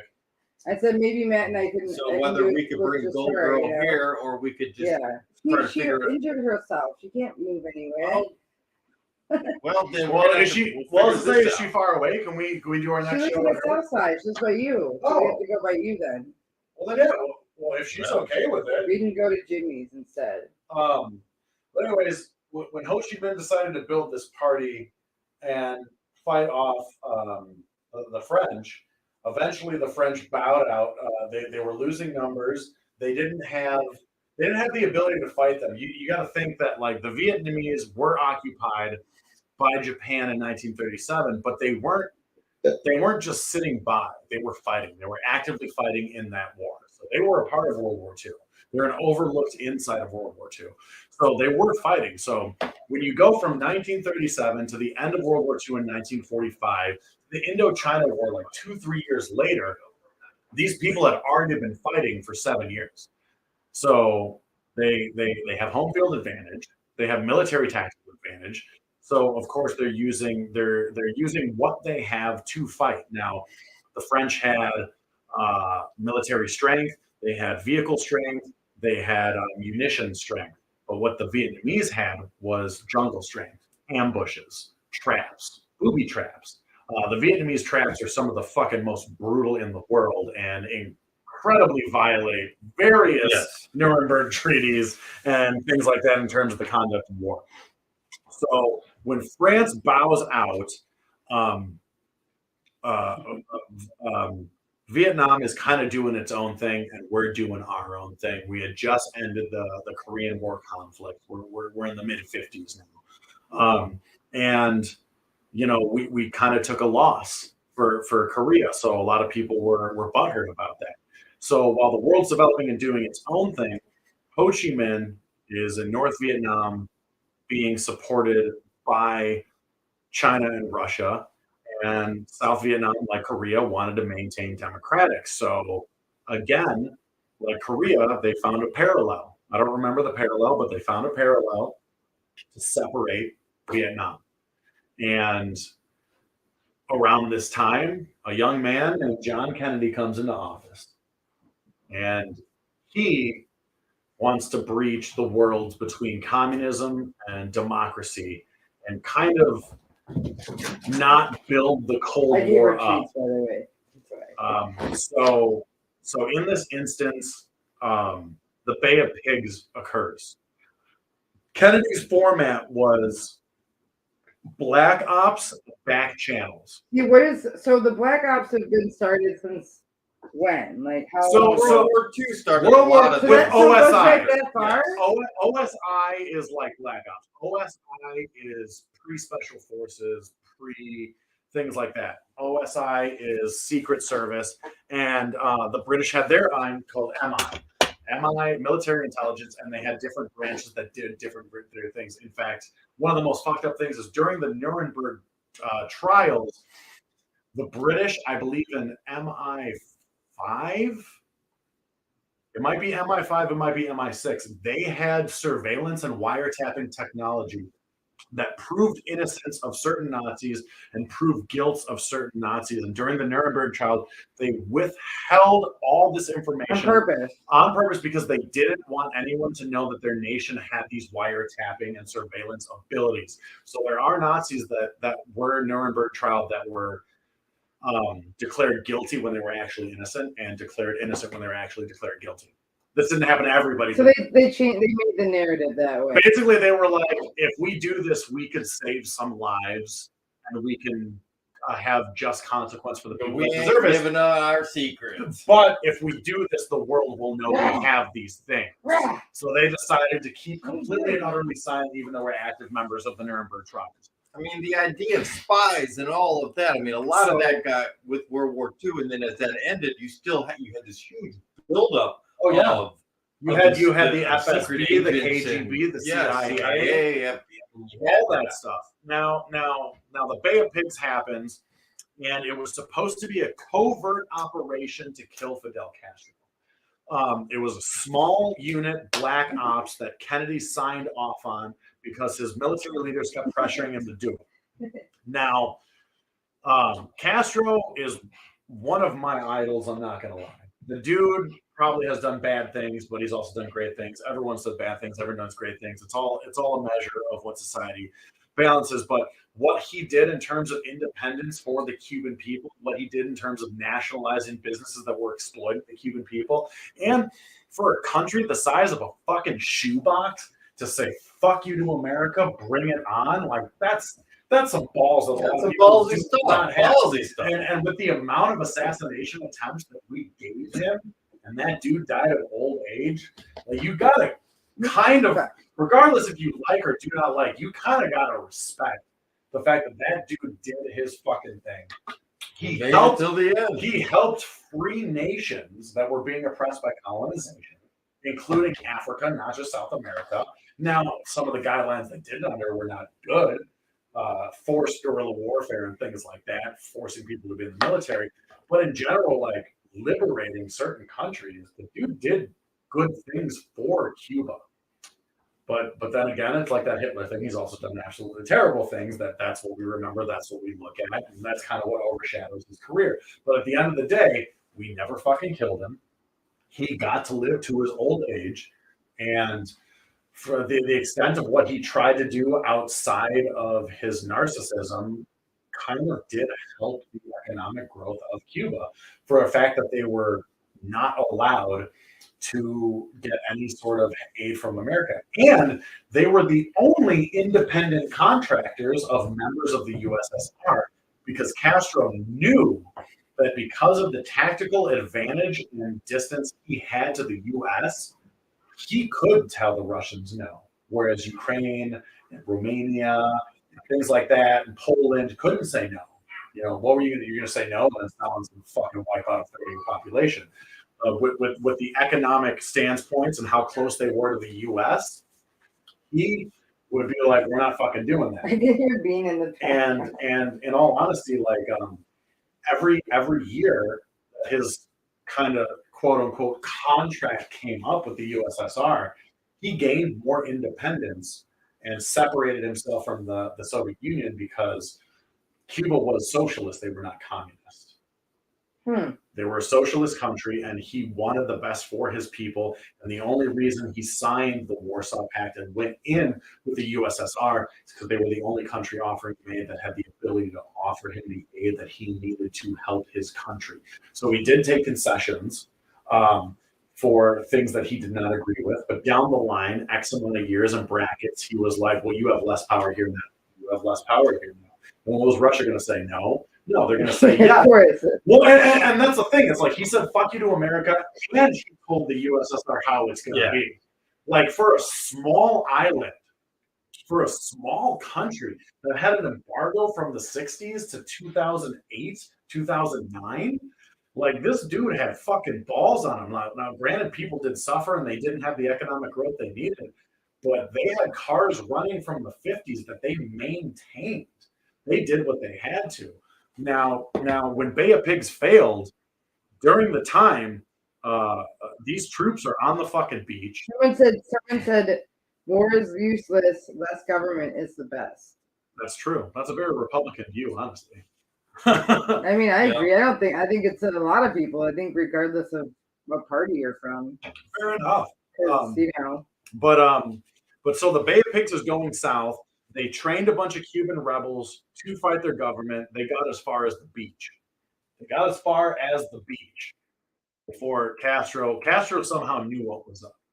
So he sent his military forces, and the military generals said, you need to send fucking people into Cuba right now to back them up. And while this is happening, while these people are fucking between a rock and a hard place, between the Cuban military and fucking water with no backup, Kennedy's like, I'm not sending in airstrikes. I'm not sending military personnel. I'm not fucking starting a war with a small country. And his generals are like, you need to fucking do this. This is how they're going to say that. All the operatives that were trained by Bay of Pigs were fucking murdered. I don't think any of them survived. If they did survive, they became prisoners that went into a prison system that probably tortured them to death. Guaranteed that's probably what happened. Mm-hmm. Now, because of this, the military was super fucking pissed off. They were absolutely pissed off at Kennedy for not taking a stronger stance, for not battling the communism the way he wanted it to, and all that stuff. So the Cuban Missile Crisis comes over, and basically we used nations around Russia to build nuclear facilities. And then Russia was like, well, we're sending nuclear facilities to fucking Cuba. And we're like, we can't have that happen. Now, through back channels, through a French news reporter. Can you break down? Through a French news reporter, he gave that guy who interviewed Kennedy private information saying, hey, when you go to the USSR and you do this interview, we need to talk about certain things. And what they agreed upon. So someone said all the parties in the U.S. is evil, and we need to bring it back where states and local have more power than federal government, but where it won't split our nation. You know, you're asking for a big fucking ticket there. I don't know who that is, but you're asking for a big fucking ticket because not every state is equal. No. And when you look at Europe, Well, it's just like a happy what if. well, it's a good idea, and it's a good concept. It's But, something you can roll around in your but noggin. I mean, the reality is every couple thousand miles, you've got different people with different opinions and different ideals and different governments. So if you try and oppose that in the United States, you're going to have the right wings, you're going to have the left wings, you're going to have the independents, and basically America would break up into small sub-countries. That's honestly what would really happen. It's a good idea, and it would be nice. Yeah. But the reality of the situation is I guarantee you couldn't get everyone in this country to agree on one. It would look like that. It would be very hard. It would be very hard to get everyone in this country. I mean, shit. I'm pretty sure.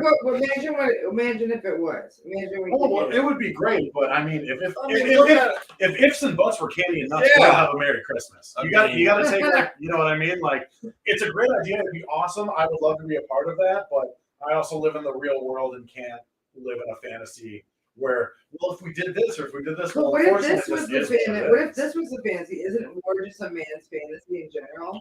I think it's a world what if leader's that was fantasy. the norm? Yeah. What if, I don't what if what he's saying is the norm? I don't think any man wants to go and die in a He foreign says it country. goes- I he says- feel that the men that fight in foreign countries know that they have to, but I don't think they want to. I don't think anyone's itching. Oh, I'm sure that people wanted to. Hitler, for one. But that's why I Stalin, said that's why I fucking all said the it's a dictators. that's why I said it's a I mean, world some people leader. do want World to do it. leader. That's why I literally said it's a world leader's There's want people war. there's people that want to, but they don't have the means to do Well, it. but it's a world leader thing. I want to do a lot of things, but I don't have the means to I mean, do it. the average American You know? soldier, I guarantee you, will fight for this Because country, they're but brainwashed. not necessarily. They I are, because they're fighting a war that they think that they're fighting something. Well- Their reason is not the same as the person that's like their. But see, that's the same idea that called vets from Vietnam baby killing. Like, you should what the reality of the situation is should be you This protest guy the says- war, you support the warrior. this At the guy- end of the day, these people are still dying I under don't support guidelines the of war freedom. because they're choosing to do. They're choosing to go out there and do They it. don't have a choice. The They're second you Yeah. enlist, you have no But right. they're have no- fighting a you- war that they you are don't. They subordinate. I But will- I could tell you to do something for me, and my agenda would be different. I'm not going to tell you what my agenda is. But- I'll just make up some fucking thing that will tug at your heartstrings But and make once- you want to do it. But once That's you, all it is. But once you sign into the military, you waive all of your rights as Yeah, a so private that's so I citizen. don't support that. I 100% support the It's troops. like I people don't who are support the going confidence. to you Yeah. know. That's, I I mean, you're support not the getting support the war. drafted, so it's like, Well, I mean, this guy, this if guy I says- was drafted, I would fight to stay alive regardless if I believe it.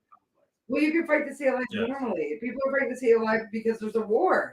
People are fighting to stay alive because they're losing money because their families are going out and doing that, and they're the ones suffering from it. I'm sorry. But that's different from But they're orders not. going off down the street. Well, that's the thing. You know But what their I mean? families are on TV crying because their kids are getting shot because there's people fighting, and there's people that are getting killed in the crosshair. I mean, it's always going to be something. Well, I mean, at the end of the day, 151,000 people die every single day from various reasons, various causes, various diseases, Yeah, various because we don't incidences. because we're keeping things from them. We're keeping No, that's a we're lie. keeping This cures is for cancer, cures for diseases. We want them to like yeah, but take I mean, medicine, keep being sick, so we can raise the insurance. but this is like everything. Yeah. Like I know that. I'm 150,000 saying it every literally day applies from- to everyday.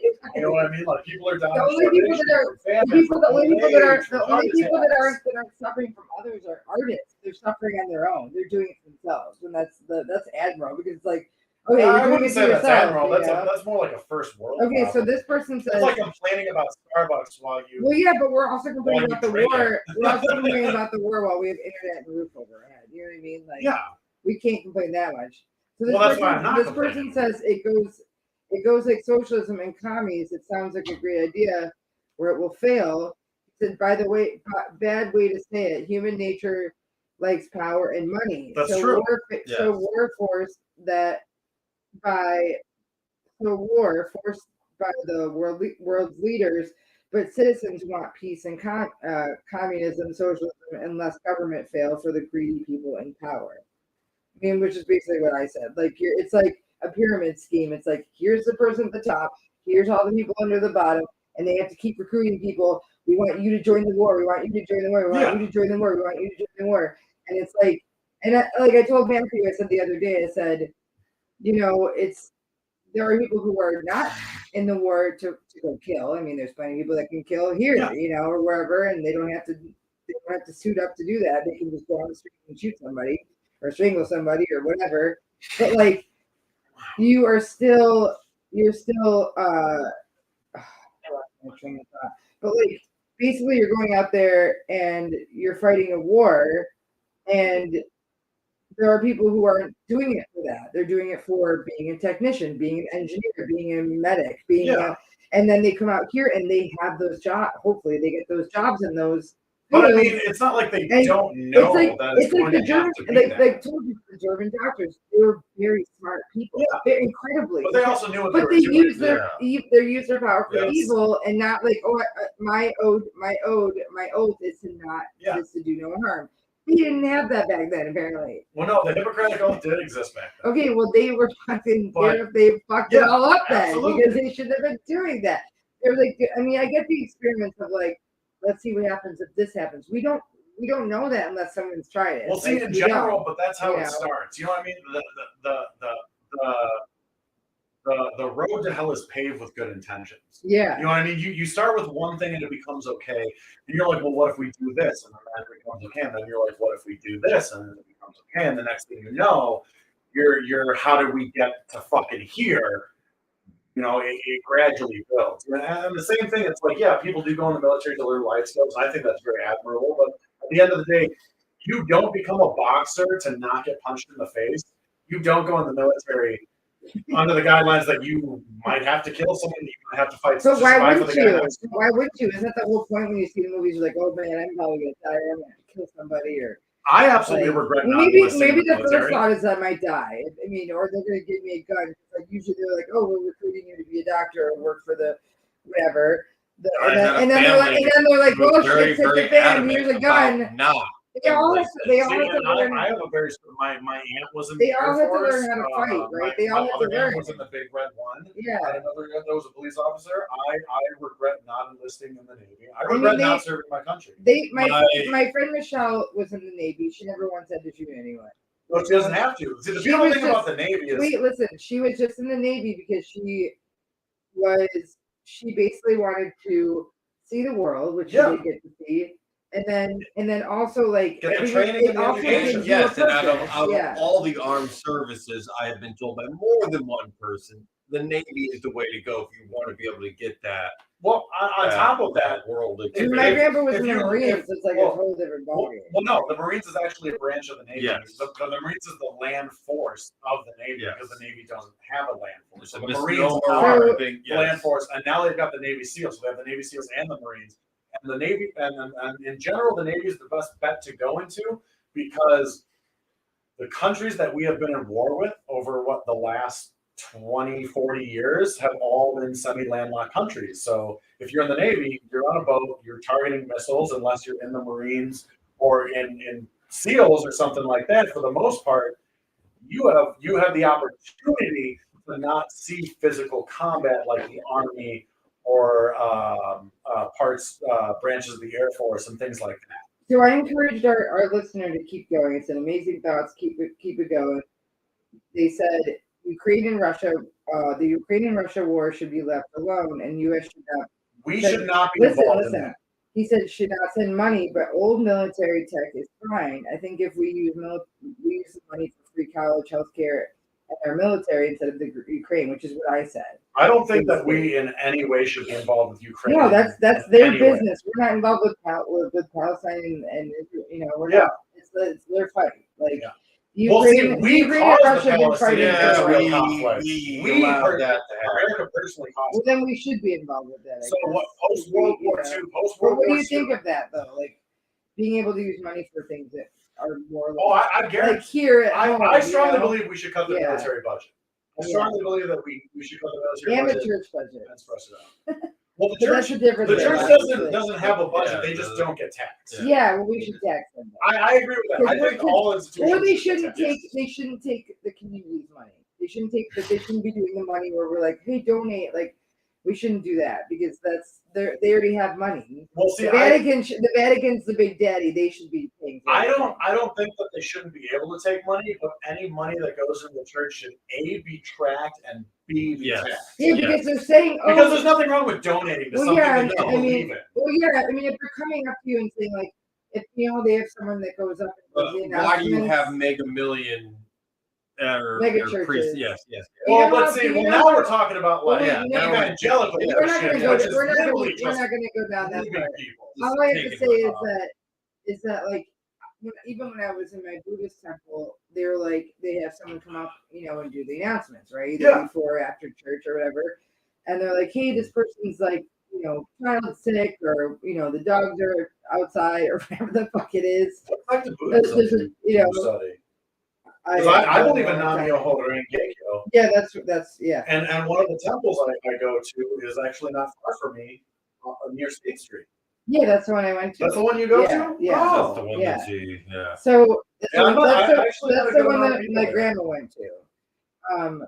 So like what they do is, I'm all for paying for that. Like I'm all for Because you going up to believe that person and saying, hey, I know where my money's going.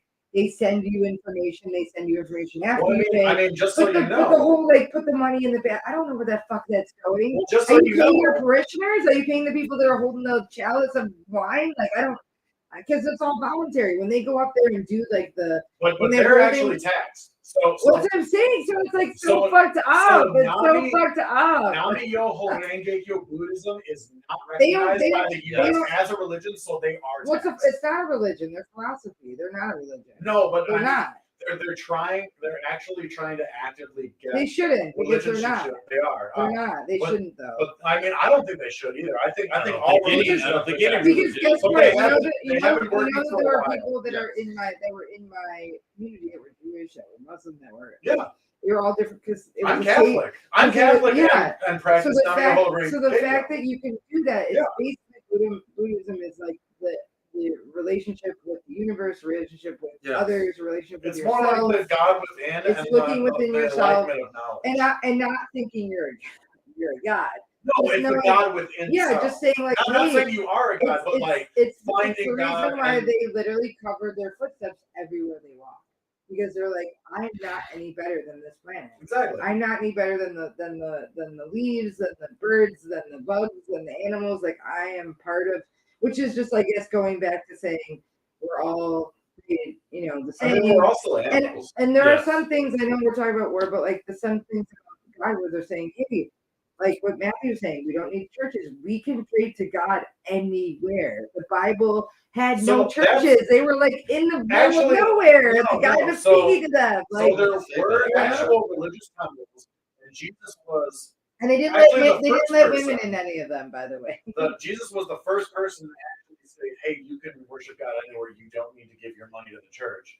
And then that's actually one of the things that, like, a Ooh. lot of things are actually overlooked in religion. This Now, is, whether or not Jesus was the Son of God, I don't know shit about that. But what I do know is that at one point in time, some dude who was either named Joshua, Yahweh, Christ, whatever the fuck his name is in whatever language was the first guy to talk shit about the money lenders in terms of the banking system, Yes.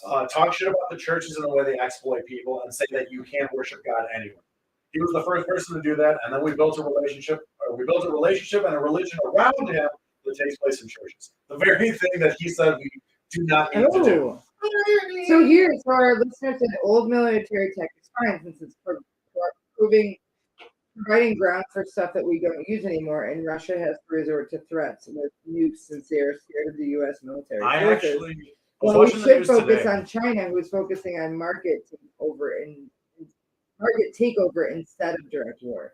So they want to do like industrial takeover. So Which I thought, I mean, that's they- obvious. economically they're doing really bad. China is. So here's what happened. So we pulled our microchip tech supervisors from their country. We gave them an ultimatum. We said, you either get on the next transport out of country or you lose your citizenship. Wow. So the Chinese had to do manufacturing for our chips, but we sent our scientists and our technicians to design them for them to build. So within a 24-hour to 48-hour period, every single technician was left from that country because they didn't want to lose their American citizenship. And now China's left alone to try and figure it the fuck out. On top of that, they miscounted their population under Mao, and then they instituted that one child household, we want boys. So disrupted the flow of their economic growth into your population. I believe the average age of China is in the upper 30s, and they're not producing enough children to take over the amount of economic growth that they need while they're continuing to destroy their lands and they're losing out on American tech. On top of that, their economic crisis is so bad. The reason that they're closing down people's bank accounts and not allowing them access to their money and said that your money now belongs to the state is because they're hemorrhaging cash and they're relying on their relationship with Russia and the gold that they've been stockpiling to build them out of economic strength. Now, I'm not saying that they're going to tank. What I'm saying is right now they're in a position They're where struggling. they need to figure it the fuck out. It's a make or break situation. They need to come up with the idea that's going to save their country, or they're going to continue And to these decline. past few years have been extremely difficult on them as they have had crippling. I mean, yeah, they've had all kinds of issues. Now, this is a very controversial statement that I'm going to make. Now, not only do I agree that we in no way should be involved with Ukraine in any way, shape, or form, but I 100% think that Russia should take Ukraine. I 100% believe that. Ukraine is split down. Someone said if you punch a snake in the corner, it can only lash out. Exactly. So Ukraine is separated down the middle. Wait, I'm gonna ask: have you punched a snake before? By a river or a lake or something like that. There's a lake. So the eastern side of the Ukraine actually has always wanted to maintain under the umbrella of Russia, and a lot of them consider themselves Russian, and a lot of those Ukrainians actually speak Russian. I actually used to date a Ukrainian girl who lived on that side. She worked with her dad, worked big business that used world trade and whatnot. She was like, I don't want to be Ukrainian, I want to be Russian. I want Russian troops over there. Now, the western side of Russia, on the other side, or the western side of Ukraine, the other side of it, is the side that wants to maintain independence and stay an independent free state. Now, you have another instance like Korea and Vietnam. You've got a split country that decides what it wants to do. So I think that the eastern side, if they want to be a part of Russia, then they should just absorb and split Ukraine into two separate things. Now, again, that's just my opinion. That's just my idea. It may be controversial, maybe not. At the end of the day, I have no right to decide. I'm not a world leader. It's not my country, and I'm a resident of neither. But I don't think that we should be involved, because every time we poke our ass into other people's shit, we end up in Vietnam, we end up in Korea, we end up in Bay of Pigs, we end up in Afghanistan and Iraq doing shit that we don't belong in, leaving a country utterly fucked. Do you know that we actually trained Osama bin Laden? Yes. During the Mujahideen war against Russia? Yes. Okay, so we'll do like a few more minutes, and then I'm going to do listener questions. Yeah, you know what? If you've got some questions up there, bring them These up. these aren't about, they're separate. They're just separate. They're just from random questions? Yeah, they're from our Facebook. Yeah, from the Night Owl Facebook. What about the rapid fire? Are you ready? Yeah. Okay, hold on. Okay, so the first one, I'm going to share it with people so they can see. I'm actually gonna. I messaged our listener that was talking about the war with us. I'm gonna see if he can be another listener for the next one, because he had some really good. Honestly, if you can get him to topics, come sometime, I would love to discuss, as we talk about the Vietnam War and the conflict, more of an insight of things that I may not know.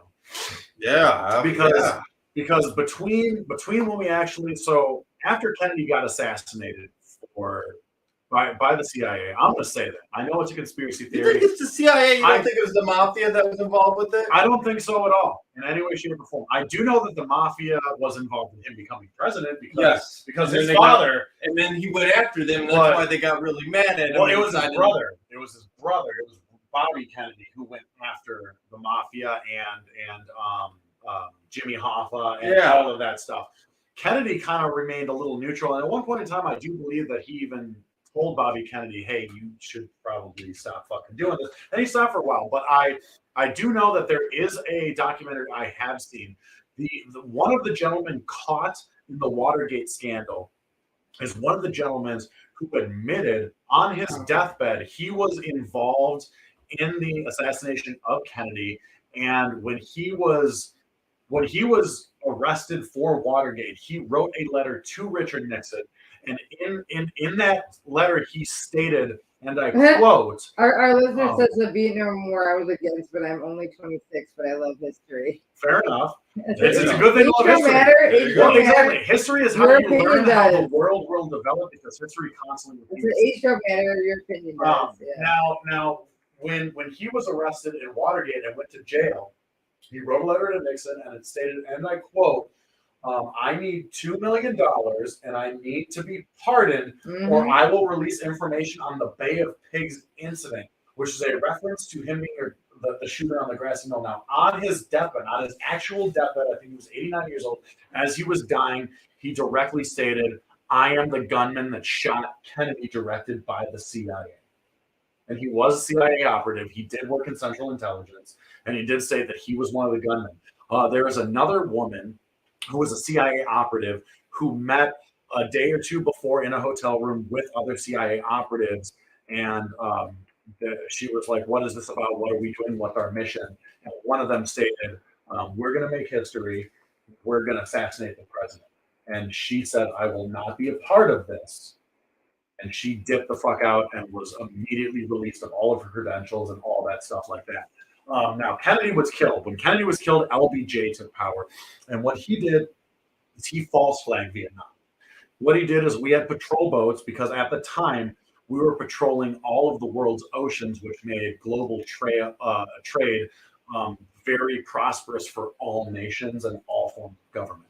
Now, we had patrol boats in Vietnam, and I believe we got into a small skirmish with a boat, a North VA boat. And the consensus is they fired upon an American ship. Now, I think the conspiracy theory is that we initiated the attack. He said Vietnam was a lost war by the USA, but we won almost all battles. But they won the war, so Vietnam won. So here's actually a genius way on how they actually won the war. So when we entered the Vietnam conflict, right, Kennedy had a small part in it. He only did black ops. He only did observe and report, snatch and grab operations. The CIA was ahead of all initial Vietnam operations in terms of black ops. And here's the funny fucking thing. The Vietnamese spy that the CIA trained to be the head of all operations of black ops in Vietnam was an NVA spy the entire time, who immediately upon deployment knew every position of every drop and every operation, every location, and every date, and immediately turned that over. Every secret op that took place in Vietnam during Kennedy's time during the CIA's operation of secret ops was immediately detained in prison or switched over as a double agent for the first 3 years of covert operations in Vietnam in the 60s. So eventually the government saw that they were producing no results. So they straight up went to the CIA and they're like, you are not in charge of black ops in the CIA or in Vietnam anymore. The FBI is. The Army. The Army figured out in the first couple of weeks that most of their operatives were double agents, and they shut that down, and they started retraining people, and they cut communications off with the initial guy that was trained because they knew he was an NVA spy. Now, LBJ takes over, and he supposedly false flags this conflict, and he doesn't declare war because he can't declare war. Only Congress can declare war. So he starts sending troops because the United States president at the time can send troops. Back then, it wasn't I'm sending deployments for X amount of time. If there's no reason to be there, they're brought back in. That didn't exist, and that's why those things exist now. He sent troops. So he sent troops to train the South Vietnamese to combat the North Vietnamese. And that really didn't work out because, Vietnam at the end of the day, regardless if they were an NVA, Democratic Vietnamese, or just a regular citizen, at the end of the fucking day, there were foreigners on your soil telling you needed to do something. You know what I mean? How would that feel if Canada breached half of America and they're like, you need to fight the southern part of your fucking country. We're going to occupy you. We're going to arm you. We're going to tell you how to fight. You're going to be like, get the fuck off my land. This is America. You're invading my country. But that's the thing is, haven't we invaded? I mean, Americans haven't invaded, but aren't we just a full of people that have been doing that to other people? Exactly. And then they're just mentally, they're just fuck you, So Ho Chi Minh knew he couldn't win a war in the traditional military standards against the French as well as the Americans. So what he did is he developed a propaganda war. So we fought the Viet Cong. The Viet Cong weren't associated with the North Vietnamese. However, the NVA sent troops to start the Viet Cong. The Viet Cong never declared that they were a part of the NVA. But they were entirely. It was covert operations that they were doing that, there's the NVA and there's the Viet Cong. No. The actual situation of the actual reality of the situation was they trained people to guerrilla fight as the Viet Cong, not under the NVA umbrella, so that America could not invade North Vietnam. They weren't fighting the NVA, they were fighting the Viet Cong, who were infiltrating South Vietnam. So our listener said, I said your comments are important to us. I said, but he said, but if next time he wants to talk, I'll try to open my time more. He said he has many info about history. I believe it will open my eyes and I will bring more to him to which is what it's about, opening each other's eyes. And absolutely. I think he has an accent. Information, bro. Yeah. Information is. But I told him, I said we should have him on I'm like, I'm asking where he's from. I'm not gonna say it. Yeah. I guess if I'm asking where he's from to see if maybe he can come by, or we could do Yeah. something at your Yeah. place. I'd be down. Yeah. I Now- think that would be a safe space, and also I'm asking if he's allergic to cats. So to stay on track, let's say my hand is Vietnam, right?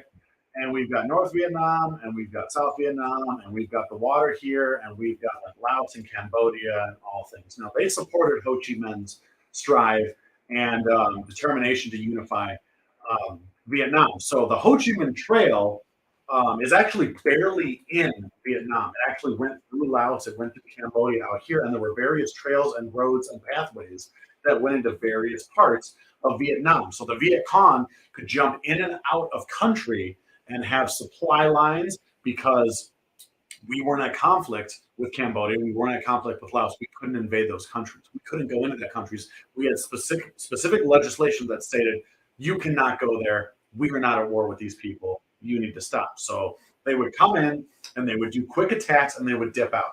And we gauged that war. So World War I was based off of capturing bases. That's where the game capture the flag comes from. Oh, That's where the game capture the flag comes. When you took a You know that, Matthew? No. when you took a You didn't know that? in World War Okay. I, when you took a military base, you I didn't took know that. down their flag and you put yours up to signify that we now have within. You captured their flag. Okay. That's how It territory. makes sense. I never knew. That's I how mean, I it's- knew it was like about territory. And all That's that, how but I didn't know that territory- so it's like ring around the rosy. That's how It's like, oh, territory- it's like a child's game. It's like, you know, Exactly. yeah, So if it's you like, won oh, this shit. base, you won everything Oh, around. And he that's the way said- it is. He said he's from Minnesota, but he had like 8 IPA beers, so I'm literally listening from him. Nice. So World War Holy II was That's based off of cool. land. Matt was just in eight- Minnesota. So World War II wasn't military bases; it was land taken. So we pushed the line this way. This is now us. We pushed the line this way. This is now us. It was actual land, not bases. That's how World War II went. Now we kind of did that in Korea. The way that Vietnam was gauged on war was kill count of enemies. It was kill count of enemies. The way that we said we were winning the war is, oh, for every one soldier of American, 30 to 50 Vietnamese died. We're obviously winning. We're killing more of them than they're killing of us. That's how we gauged Vietnam.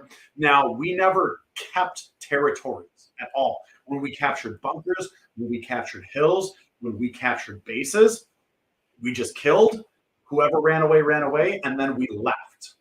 So what did they do? They came back in from the Ho Chi Minh Trail, refortified, rebuilt, and resupplied people. So there were several times when we would go to the same hill, the same military base, the same bunker, the same fucking tunnel systems, Because it was just because we were gauging it based off kill count and not territory. It wasn't a land war. It was a numbers war. And that's why we lost. Because we were like, oh, they're all dying. We're winning. They're dying. And it's like, no, what Ho Chi Minh was doing was putting the idea in the general public's mind that we need to be a unified country. People are invading our country and telling us how to live our lives. So Ho Chi Minh went for the people. He wasn't there for the tactical advantage. He was there for the people. And when the entire country hates you as an invader, regardless of what you're trying to do to help them, there's nothing you can do. Because he said Korea, we pushed past China border, which allowed China fully help. to enter Yeah. into the war and attack Yeah. us. Yes. Yeah. And we talked about that He said earlier. He said there was a lot of pushback because of greedy generals. Exactly, and that's what it was. And literally, like, it was our general saying, fucking keep pushing, push them back or whatever. And China was like, back the fuck up, dude. And like, regardless, the Asian form of tactics back then was waves. They had numbers. They had the numbers. You know what I mean? Like, they had the numbers, and their honor system was, you're here to fight, you don't get captured, you fucking fight to your last breath. So, of course, a small platoon is going to get overrun by like 2 Asian companies because they're like, what do we do? We're going to fucking throw 2,000 people at these 200. We're just going to fucking throw waves at them because eventually you're going to break the line. Eventually you're going to bust through. We don't care how many people die because we're doing this for our freedom or our justification or whatever it was. And that's also what the Vietnamese did. When they ever did a direct conflict with the U.S., their exact tactics were to overrun them. He said they use USSR method of war, number versus quality. Exactly. But the genius of the Vietnamese is they had tactical advantage, and what they would do is they would set up ambushes, and their ambushes were actually militarily amazing. What they would do is they would set it up to where, so a lot of Vietnam conflicts were small unit men, small squads, small 4, 5, 10, 15 men, people in the jungles, right? And search and destroy, seek and destroy. That's where that term comes from. You were like your video game, man. and that's literally what it was like. Destroy. There's enemies over here. That's what they always make them in those Yeah. games. Like, oh, this is blue, this is red. Yeah, your enemy is over here. We know that there's enemy there. Your job is to fucking kill them. We don't know how many there are, but your job is to kill as many as possible. That was the idea. It was seek and destroy. So what the Vietnamese would do, the Viet Cong, was they would have like bait. So you'd be going through the jungle, and then you'd kind of hear something rustle or something run, and then you'd see a Viet Cong, and your first reaction is like, get him. We can question him, we can capture him, we can kill him. Boom, you run after him. So then they run, and then they get into this triangle firing point where there would be 3 Viet Congs that would have machine guns and be positioned here, and positioned here. So once that person led this troop into that middle, they could open fire into a triangle in all different directions without hitting their own men and put them in basically a kill box. He said tunnels and ambush and hitting USA supply since logistics wins the war, but Exactly. Vietnam aimed for supply to kill FOBs. Exactly. FOBS and make our forces retreat. So while this was happening, it was small skirmishes, which we thought were guerrilla terrorists, the Viet Cong, not the NVA. We had minimal conflict with the actual North Vietnamese military and maximum conflict with the Viet Cong. And what Ho Chi Minh would do is he would send NVAs to villages. And instead of being like, hey, you're a Viet Cong now, he would be like, don't you want a unified Vietnam? Here are some things to help our military strength. Here are things to get these foreigners out of our country. And that's why we did fucked up things to small villages, because we would find munitions that they would be holding for Viet Cong. We would burn villages. We burn people's homes down. We fucking kill people. And at the end of the day, you're a foreign invader. You're trying to help your own people. And these foreign invaders that tell you they're helping you are fucking murdering your grandfather. They're burning your home down, and it was a people's war. The reason Ho Chi Minh won Vietnam, even though he died during the conflict, the reason he won is he wanted to get the people to want a unified country and realize that we had foreign invaders, and the real enemy is America. He said we used to use guerrilla warfare when we were in a new country. When we grow larger, we get away from it, but it's the best way to win a war. It is, because you can get the people on your side, and you have a tactical advantage. Yeah, because we're also here about the actual people. Well, it's also they're literally like representing the people. Like, well, it's also like well, I'm holding. The only bad part is like in certain countries, like in African countries, they were like recruiting kids. Well, no, the Viet Cong also did that too. Yeah. Now here's another. Because think about like remember they're like. I was like shooting this. I shot this little kid, and he had a gun, and he was gonna shoot me. It's like, well, yeah. Now, but like, it's weird. But like, the kid doesn't know what the fuck's going on. Yeah. So I kind of would rather die from him because like he doesn't. I know what's going on. I'm the adult. Like I know what I'm doing, and this kid has a gun, and they told to shoot me, but like they don't know what's going on. So like, should I shoot them? So like, how do you sleep with that? You know what I mean? Like, so I don't know. Here's another amazing tactic that Ho Chi Minh also did in Vietnam that was genius on a level that most people couldn't even fucking fathom. So another thing that he did is the Democratic president of South Vietnam that we worked with was an NVA spy sent to make democracy look fucking bad. So he did atrocious things so that the most general public would think that, oh, democracy's bad, we need to be a part of this communist thing. On top of that, the highest general of the Democratic People's Republic of Vietnam was also an NVA spy who would do malicious things to people to the point where the America backed up the military to coup the president. And we murdered his ass. And that dude knew he was going to get killed over this, but he did it in hopes of a communist uniting of the country. Now, when that happened, there was a lot of disagreement in the war room. There were some people that in our war room that said, we need to fucking get rid of this guy and put something else in. And another dude who ended up kind of being a piece of shit, but said one of the most genius fucking things ever was like, we cannot support this coup. If we kill this guy, we're going to be bouncing from different people to work with. It's going to look bad for America. It's going to look bad for the country. And it's going to look bad for our war effort. The coup was backed. He was put out of place. And I think we went through 4 other democratically elected officials that ran South Vietnam during the whole Vietnam conflict. On top of that, the amount of atrocious things the top military general was doing. If anyone accused anyone of being an NVA, he literally publicly executed them, even though he was an NVA spy. He would do malicious things against his own people. He eventually was couped and killed too. But what it did is it strengthened the people's belief in the Communist Party of the NVA system. So Ho Chi Minh's war was not numbers, it was people, and he won the people. So at the end of the day, our idea was to give them enough military strength and back out of Vietnam. So what is he saying? What he is saying it could be true since most citizens in both countries made USA soldiers look bad. Exactly. So as we were steadily down the line in the 70s coming up with, I believe so another great tactic that the NVA North Vietnam did is during peacetime, during times that we were trying to negotiate peace, they would use that to circumvent attacks with the Viet Cong, because that's not associated with the NVA. It was associated with Viet Cong. So they would use peace talks to kind of incite what they're doing, to basically just kind of like, oh, well, we're here to talk peace, but the reality of the situation is we're kind of keeping you busy while we do other shit. And then we struck up, I believe it was 1972, I want to say. And again, everyone who's listening, don't take my word for this. Do your own research. Look into your own stuff. I'm going off of mental memory. I believe in 1972, we had a ceasefire.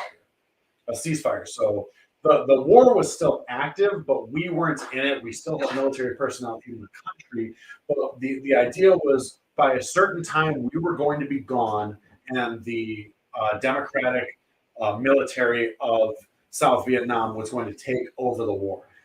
And while we were backing them up and giving them military strength, they were doing good, and we were reducing our numbers, and we were no longer in armed conflict. Now, while this is happening, what is it? The Tet Offense occurs. So the Tet Offense was one of the greatest military strikes that the NVA ever did.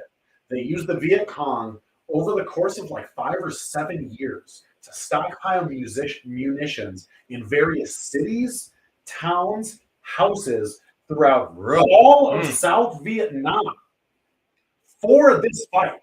For this fucking fight, the Tet Offense, 4 or 5 years, stockpiling weapons, machine guns, ammunition, explosive, grenades, mortars, all this shit across various, like literally cities where the U.S. was actively in, like fucking buildings next to embassies kind of shit.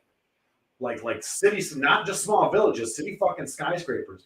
And our ideal was it was their type of New Year, and it was their 4th of July, their New Year, their Christmas, their everything fucking rolled into one holiday. So our exact thought was, they're not going to fight. This is going to be a peacetime thing, because in World War I and World War II, during Christmas, there would be ceasefires. There were even times where people on opposite sides would meet for dinner and cook and shit. You know, they had that sort of camaraderie, in the sense that they had somewhat traditional views in terms of their same religion.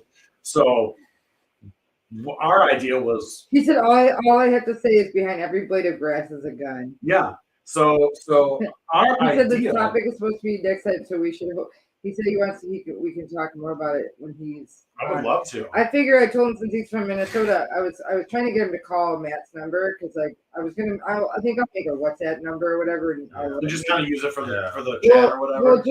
We'll just speaker him in because we'd be able to hear him. I got you. You know. Yeah. But next time we can do that, we can try it because I think next time I'm gonna try to do it so that you guys can see what I'm doing. Yeah. I You got know, and then that way you can see everything. But we'll have to like seriously put our heads together and figure out how to get a monitor for you guys to see. That would be great. Like, even You know, if I'll it's bring on TV. my little computer monitor. I'll Yeah, bring that because- next time. Because I think we'll need like something like to attach from my computer to yours. Yeah. So you can see and like you don't have to hear it, but you'll You hear. just set up a dual screen. Yeah. So I need to figure out how to do that. So we didn't think that the Vietnam were going to attack during this holiday because we assumed under some sort of decor that they were going to use it to celebrate their traditional religious beliefs, and then it would kind of be like, oh, we kind of get a breath of air kind of thing. But that's the exact opposite of what happened. The Viet Cong scaled the largest attack of the war across many military bases and many cities in vast numbers to overrun. And some military bases were able to ward them off, and some fucking just fell. Some just got decimated by the Tet Offense. And as we continue to slowly back out of the war and slowly bring back troops and let the South Vietnam take over their own conflict, the NBA was setting up to just straight up invade. They weren't doing it; they were setting it up. They were setting up the second the Americans are gone, we're just fucking running through. So what happened was the Viet Cong start moving across various cities and start taking over more territory. And again, it's a numbers game. We're just killing and leaving. Hamburger Hill is one of the most fucked up things ever. I believe it was Hill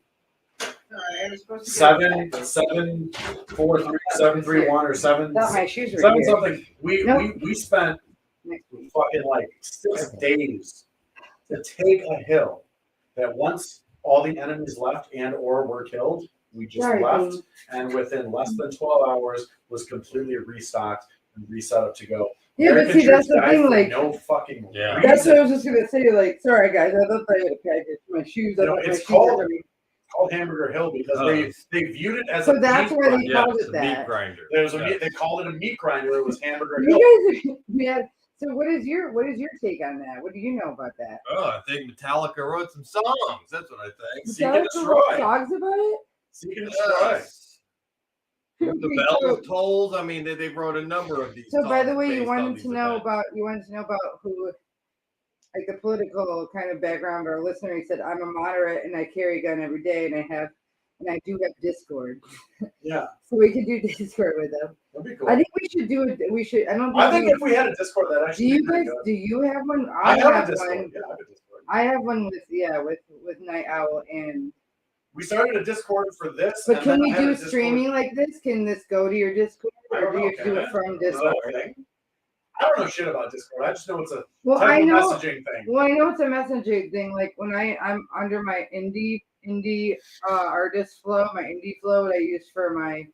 We do that, but so Matt's yawning, so let's just do our listener Well, I'm thing. about to wrap this up. Okay, I'm about to wrap this because up. he's So- yawning now. So I don't like when as- he yawns as on the US TV. You're yawning on TV, As Matthew. the U.S. is backing out of Vietnam, it's pretty much essential personnel. So like embassies, What do you even mean? military, basically just the people you need. You're not. Yep. We're no longer at this point in time. We're no longer actively in conflict. We're letting the South Vietnamese military handle it. We're giving them aid in the It terms. sounds like the of training. Contras. Sounds just like the Contras. So we're backing out. We're sending out troops. We have essential personnel, which means military personnel on embassy bases, military personnel at major city bases, things like that.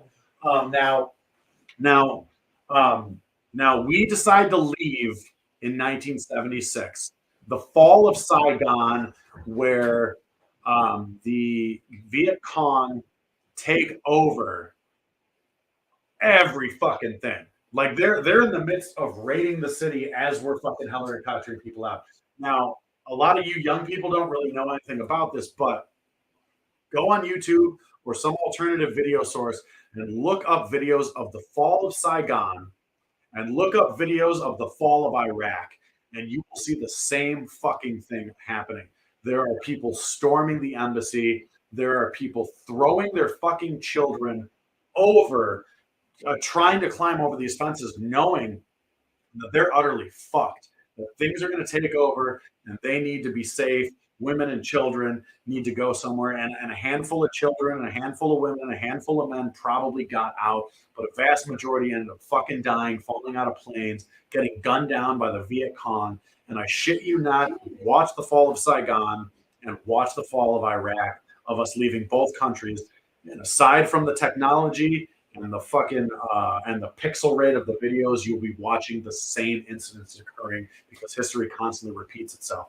Now, after the fall of Saigon, and we left, and the American embassy was completely overrun and no longer existed, the Viet Cong instilled their own government in South Vietnam that quickly dissipated to join the North Vietnamese Communist Party to create one nation under Vietnam, which again, Is that our new? it found One out nation under Vietnam. That's it. one Someone said and war. as it but came it's out good that war.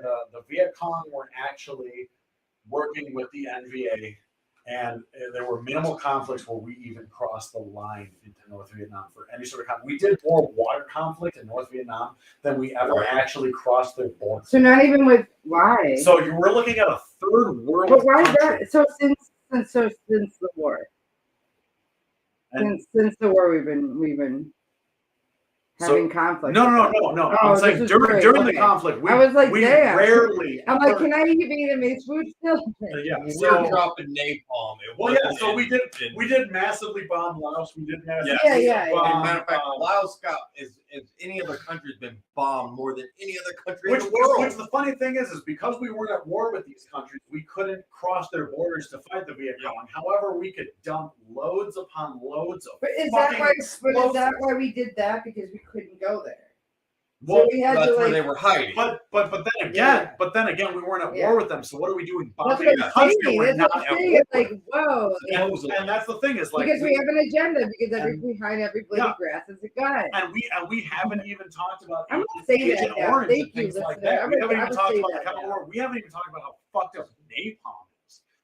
Well, isn't that like a biological weapon? So That was what the napalm, Germans made, isn't it? napalm. Or was it the Americans? I think Did you know that affected us I so don't know. much? napalm's fucked up. But bro. did you know that affected us so much? Yes. It's made Agent such a Orange, big. like you mentioned. Napalm's a war crime. But though. that's Yes. but it's made such a big dent in America in human history that it's even in like Dude, napalm's it's even fucked in up. like our movies, So right? I Like even like our Marvel and DC movies, like it's like I don't know if it was Captain America, if it was that movie or whatever, but I remember like that was like one of the woman that behind it. She was like one of the engineers. She made that, yeah. and then And- they had to and- make it stronger, and it made like the fucking gas mask like melt. Honestly, Like it was so bad that it made the gas mask. It was supposed to protect you. It made So- it melt. I don't and know they if you crushed did it this to, as, like, as a kid, but as a boy, I used to make napalm. Me and my friends used to make napalm. You can make it. It's You easy. can make it It's as easy. a child. I can tell you right now how to make napalm. I can't even three make different Play-Doh. ways. I can't even make that fucking like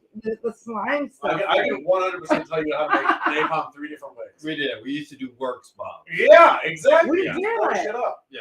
Or like you make pipe bombs and just Well, yeah, No! but they can't hurt you unless you're near it. You know what I no. mean? A pipe bomb has like severe shrapnel. You can really fuck yourself Really? up even at a distance. But no, we would make fucking napalm bombs. Someone said so. He said the U.S. Shit like almost that, but, always. like, But napalm is a gelatinous fuel that, when applied to something, stop, Oh. drop, and roll no longer applied. So if I hit you with napalm and you stop, drop, and roll, it will spread the flames around your Well, that's what I'm body. saying. That's worse. Yeah. right. Napalm's Shrapnel you can fucking- probably live through. Shrapnel, well, it depends where. What I'm saying, like, what I'm saying, like, someone 20 feet, like, 100, like, what's the farthest you could be? And then, like, also how. I mean, I feel like that's just like that's a percentage of Well, like no, it I may know, hit you, but, it may not count. but like scientifically wise, it's like if you're a certain amount away, Oh, yeah. distance away, you're okay. And if If you it's a napalm, it could probably be like a volcano where it's like, even though you're not in the area where it's like, you're right in the dead So let's- zone, like you let's could put still be it this way. affected by it because of the sky and all this. let's stuff put that- it this way: if you are Yeah. directly hit with napalm, right? If you're directly hit with napalm and someone tries to grab you or physically pick you up, your arms or your legs or something, have you ever burnt a marshmallow to where it's got that black around it? Sure. Yeah. And then you then you grab the black and it peels off. That's exactly That's what happens to your skin Have you seen like where when they someone tries to touch you and pick you up when you get hit with napalm. The flesh will melt fucking off and they'll just pick off. up. Have you seen that where they show like the shadows or like people like glass of the war, like like shadows of nuclear people? and shit, Oh nuclear my explosions God, and stuff. dude. Yeah, Like it's like this was a merchant selling goods. Like this was a child. It's like again, like just kind of reiterating my thought of like it affects everybody. It literally affects everybody. You know what my favorite one of those in that bracket is? Ooh, You know how I gave her licky treats. you know how the Pompeii kind of like set people That's what I'm in saying. stone and shit? Yes. Yeah. My favorite one of all of those is there's a dude in Pompeii, and you can look up pictures of this. There's a guy in I'm Pompeii gonna look him up. that was fucking masturbating, and he's frozen in stone. 100%. Well, what are you gonna do? It's when a real, the end of the world. it's a real, and literally it's kind of like one of the planes going down. What am I gonna do? I love how when I put this in my So my they web were search, all it says masturbating private on the search. plane. Okay, so let me like immediately Pompeii masturbating man. You found it? immediately when I typed it in my computer, it was like private search, and I was like, yes. Look up Pompeii Okay, I'm masturbating sharing man, screen. Let me see if I and can. then show it to him. Okay. And then the plane righted itself, and they put their Okay, pieces so or whatever can away. you see on your phone? I mean, we're on a delay, so Okay, I imagine it'll pop up eventually. Okay, well it says So did he come or what? It says was a masturbating man found in the ruins of Jesus Pompeii. Christ, dude! It says Something masturbating don't talk man, about in public. masturbating man Pompeii 79 CE.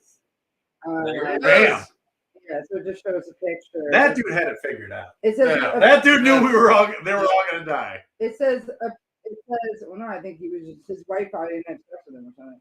It says although he's real, though slightly doctored image showing a plaster cast of a man who Oh, it's doctor. in Pompeii, the juvenile. Well, they probably had to take a plaster cast because Juvenile, that totally makes sense. Yeah. A 14 to 16 it says year old the juvenile boy is totally gonna masturbate in that it situation. says When the are they not? juvenile cast- We're gonna die. What are you gonna do? I'm gonna jerk off one more time. It says the original photograph, which was in color, was posted on Instagram, blah blah blah, by the archaeological heritage of Naples and Pompeii. It says that the caption did not mention the man was masturbating in the last moments. In fact, the pose hints at something far more terrifying. It says when Mount Vesuvius erupted, it said a large surge of superheated volcanic material through the city of Pompeii. About 2,000 people were killed, and the city was buried in a thick carpet of volcanic ash. The heat was so intense that many of the victims suffered sudden muscle contractions and were left frozen in a box-like crouching pose. So it says That makes the sense. famous lifelike poses of many victims. They even on side note, they even showed a couple like hugging. Yeah. Oh, Yeah. You know, you can Okay. actually go to Pompeii and like Yeah. walk You can through walk this through village. it. they Yeah. had they had something at the Field Museum that were like, you know, they either brought in cast moldings Yeah. because they had the reason why they took cast moldings is because it's fragile, Yeah, right? super fragile. And It's- they have, it's and like then an ash. and then even after a minute of time goes by, anything could just get fucked up. Oh, Right? It could absolutely. erode. It could, you know. That's why you can't take a mummies. gust of wind. That's could why you blow can't through. unwrap mummies because Yeah. they would just crumble.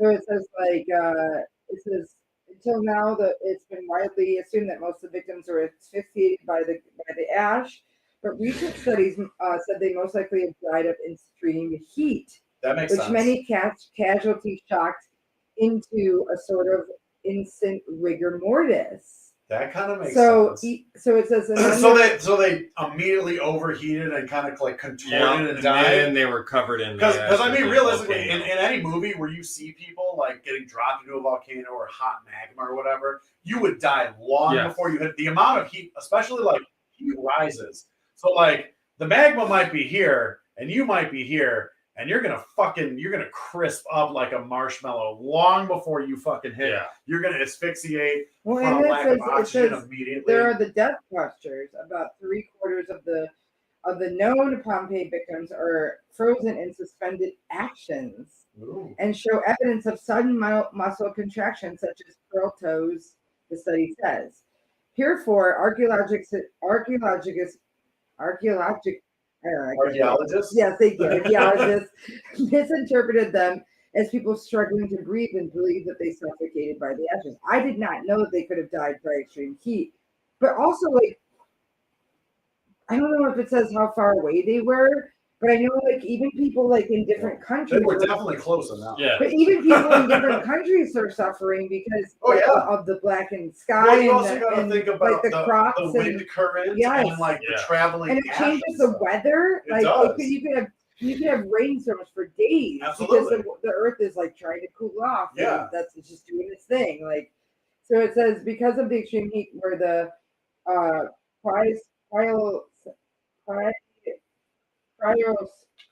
classic, I don't know.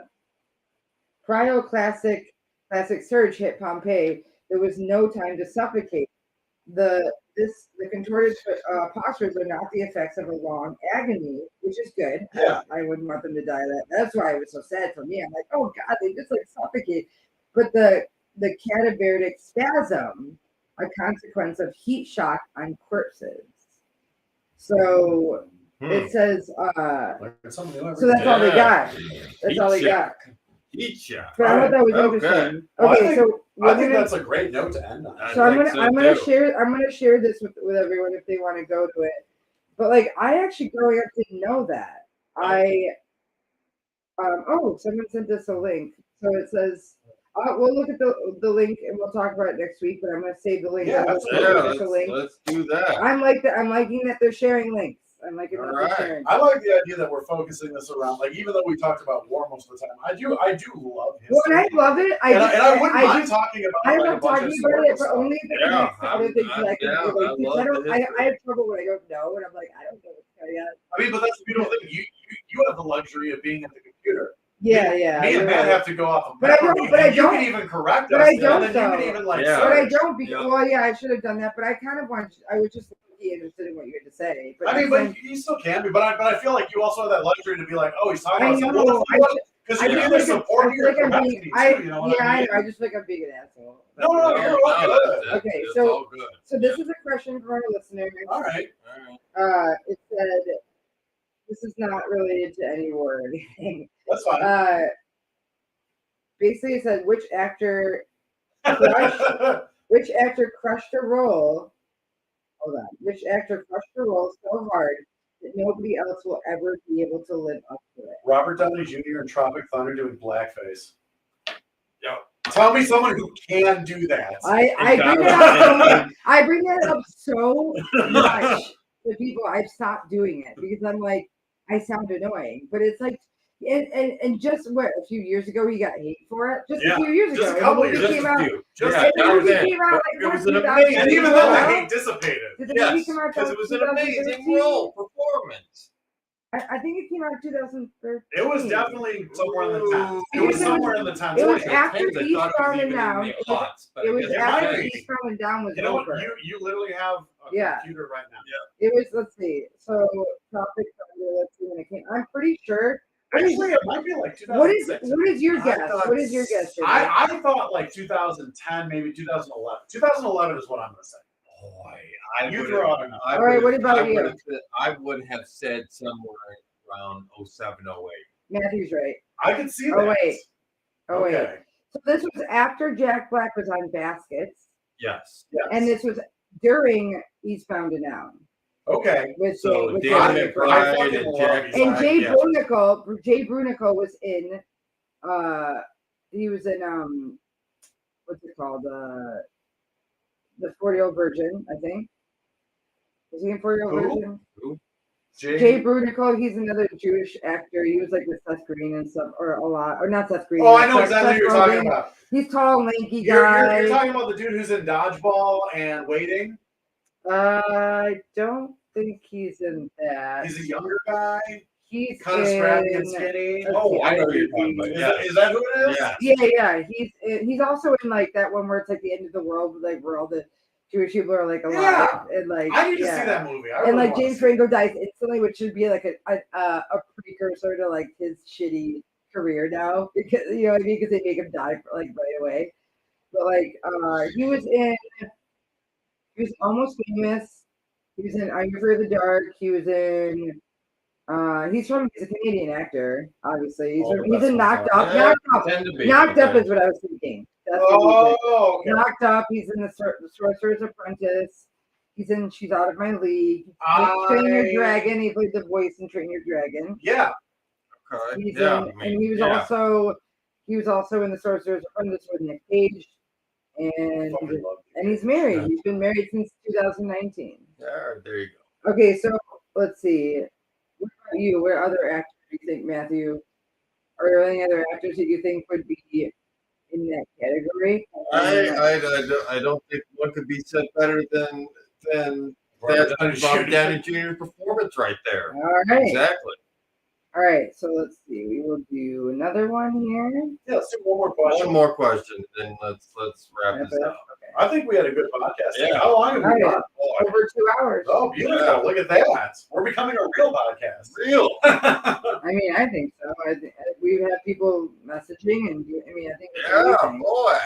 You're I'm a glad real people are boy. interested. A Okay, real so this wooden one- boy. Yeah, a lot of people find history Yes. boring. And all I don't find it boring. I just, Oh. on your right, I do have the luxury to look up things, but like, I was just so enthralled with it. I was like, I don't really need to for this Sucks to be one. those people. Okay, so let's see. I'm not sure this one. Okay, so this one.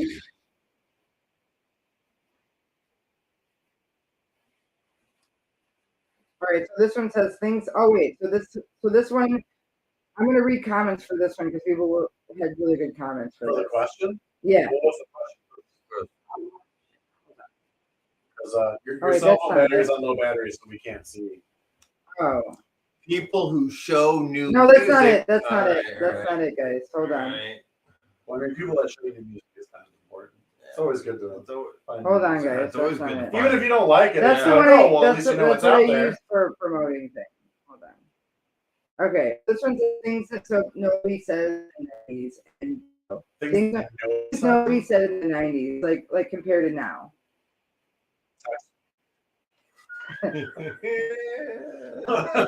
Text me. I ID. guarantee no one would say that in the 90s. Nobody Alright. said Insta. So yeah, so someone says most relevant. Someone says bet. Bet. Like someone says I think that was still a term. in the 90s. Yeah. Someone says I'm vibing. Let's slay. I don't. I think this could have been, depending on where you were. They this didn't would say have been slay. Well- Slay might have been a thing. Broseph? Someone says I don't know if I'm a boy or a girl. Let's see if my government will support me in figuring that out. That's definitely a statement that would not have been said in the 90s. You're on probably mute. not. You're on mute. It went viral. Now that would not have been. Where do said you in the charge your 90s. Tesla? That would not have I'll been send said you a in the 90s. text. That hurt my Yeah. feelings. I identify as. Let's see. I'm working from home. I'm triggered by everything and everyone. I know exactly where my kids are all the time. Remember they say, "Do you know where your No, kids that are?" was the Yeah, 80s. That you was know not the where kids 90s, are. but that was the 80s. I'll Venmo you. Let's see. Scottie Pippen is the only reason Jordan won titles. No Pippin Tippin. No Pippen Tippin. Let's see. What dispensary do you get your weed at? God, that would have been like amazing no for one- people. no that one I would. hate. Oh God, you had to go to Amsterdam if you were I going to binge do watched that. XXX seasons. Was or it whatever. 96 or 98 was when you could actually go to California and get a prescription for Yes. marijuana? Yes. That was like the green, earliest? the Yeah. green bottle, and it just it's as bad as I don't know. I a feel like okay, so I binge watch Yes. TV. Like I binge watched this many seasons. I mean, who doesn't, honestly? Well, I mean, you didn't do it in the 90s. Yeah, because that's you waited true. for it to Unless be- you own the VHS box set. Unless your dad was Or- like the or producer of you the show. or or something. VHS taped each episode. I had a friend who taped every single episode of The Simpsons. Yeah, people did that. Yeah. I've What got about, I got MTV tape. I have an MTV tape like we used to have an old MTV PSAs. Can I get your Now, that Wi-Fi? would be worth Can I it. get your Wi-Fi password? I just thought of one and it's gone. You used to call me on my cell phone. What is it streaming on? Yeah, right. Drag Queen Story Hour for kids. Do you? Drag queens have been around forever. Not story They do hour. story hour, hour. no problem. People are still arguing about that. This shouldn't be a thing. Still now, people are still bad about it.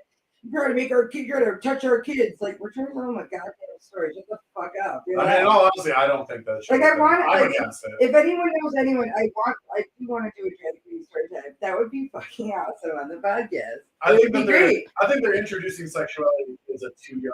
Will age, so I don't slapping Chris understand. Rock. Yeah. My pronouns are. Let's see. Oh, the music today is so much better than they had in the 80s.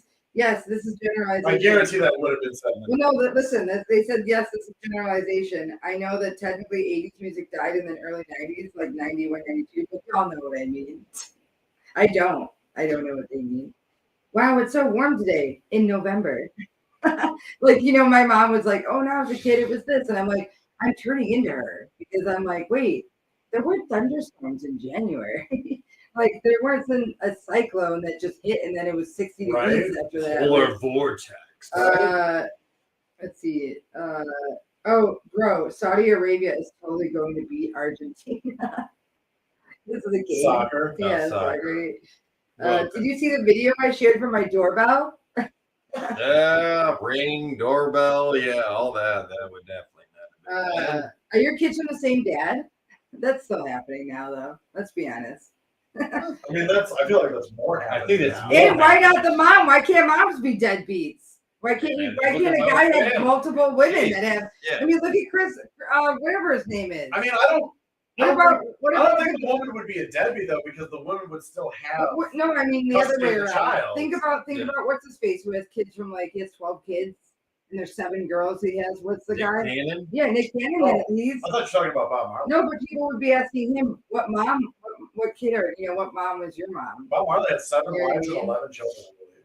But I'm Yes. saying that he's the guy who has multiple baby mamas because he chose it. The You know what I modern mean? day Bob By Marley. choice, probably. Did the kids get melatonin yet?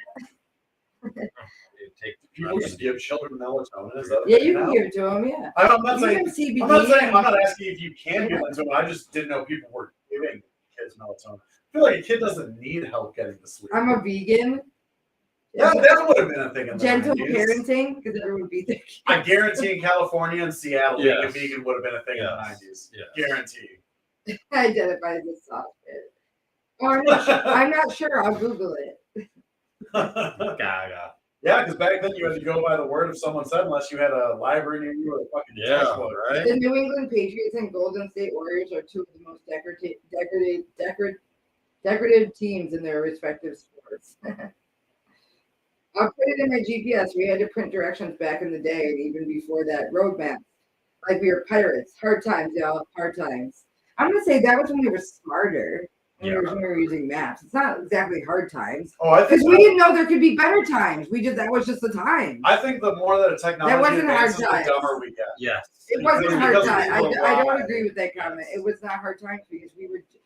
I mean, the only thing that was hard about it was like trying to look at someone's address on their like. Actual house. Yeah, like turn the music down so I can see better. Like I don't know. still do those I don't things. know what that. It's like shine your light. Like you have to shine a flashlight. Like you're like, where are we? I remember Why do we driving. why do we turn our music down? I remember driving with my mom in a car. She would have handwritten.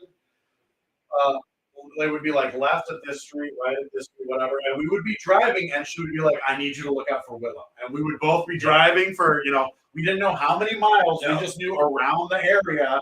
And then, you know what I mean? If you didn't have a map, you'd be like, "Look for this street. It's supposed to be 2-something miles. Have we gone about 2 miles? It feels like we've gone about 2-3 That's when miles. you- Maybe we need to turn around." So it says, Tide Pod wasn't as delicious as it looked. I Does still remember the can't. Tide Pod I challenge? still can't believe that people fucking. Do you know we use them at my work and they're like the generic ones? So like when you touch them, like if you even nick them a little bit, they start to leak. Yeah. because they're not like the. I mean, I don't even know if they're actual Tide Pods. They're kind. I think they're the companies that make them. I mean, but they're But not they're- even cased that hard. You put some No, water on them. Yeah, you it's don't have all to do good to anything. dissolve. Yeah, it's crazy. So like, you keep them. You got have to, some like, sweat on your we have fingers. to make sure that like I put gloves on when I take them to the washing machine because I'm like I don't want this all over my hands and then I touch somebody or like touch or touch my I finger. mean, not to be inappropriate, but I can't imagine it's the first I thing wish that's Bill ever Cosby exploded was in your my hand when you dad. touched it. I wish Bill Cosby was my dad. I mean, there might be some people that would say that. I'll meet you on Zoom. I woke up and like, maybe I should come out. I fucking love The Diana world Ross. to know. Where's that? That's Diana Ross, right? Do you have Right? an iPhone charger? Or is that Donna Summers? No, it's Diana. It's Diana Ross. It's Diana Ross, yeah. not Donna Summers. Okay. Yeah. I do love that song. Let's see. I wish we had credits to roll through while we just went Yeah. through this. Because this is a great like ending topic. So if like things were just ticking along I while don't we know were how to talking, do that. so it'd be great, right? I mean, I know you can, but I feel like this is totally like when a movie ends and then little side deleted things, but the credits still keep Wait, I going. think I could actually do that. Hold on. I mean, it would be a very short list. There's only 3 people a part of this team right Yeah, now. you're right. You're right. All right, so we're gonna wrap it up, guys. Yeah, we're good. Thanks for sticking around for the history lesson. I hope everyone was educated. And I hope more than ever, actually, people are not just taking my word for any of this and actually thoroughly looking it up themselves. Because I in general tell people all the time, don't take my word for it. Look it up yourself. I'm not always correct. I'm not always on point. I don't always have my dates right. But if you're interested enough, look it up, look into it, educate yourself. Yeah, hopefully that piqued your interest. Yeah. Get out there, go look. Yeah, I think it's awesome. All right, guys, we love you. Take care. We'll see you next week. Peace. Bye.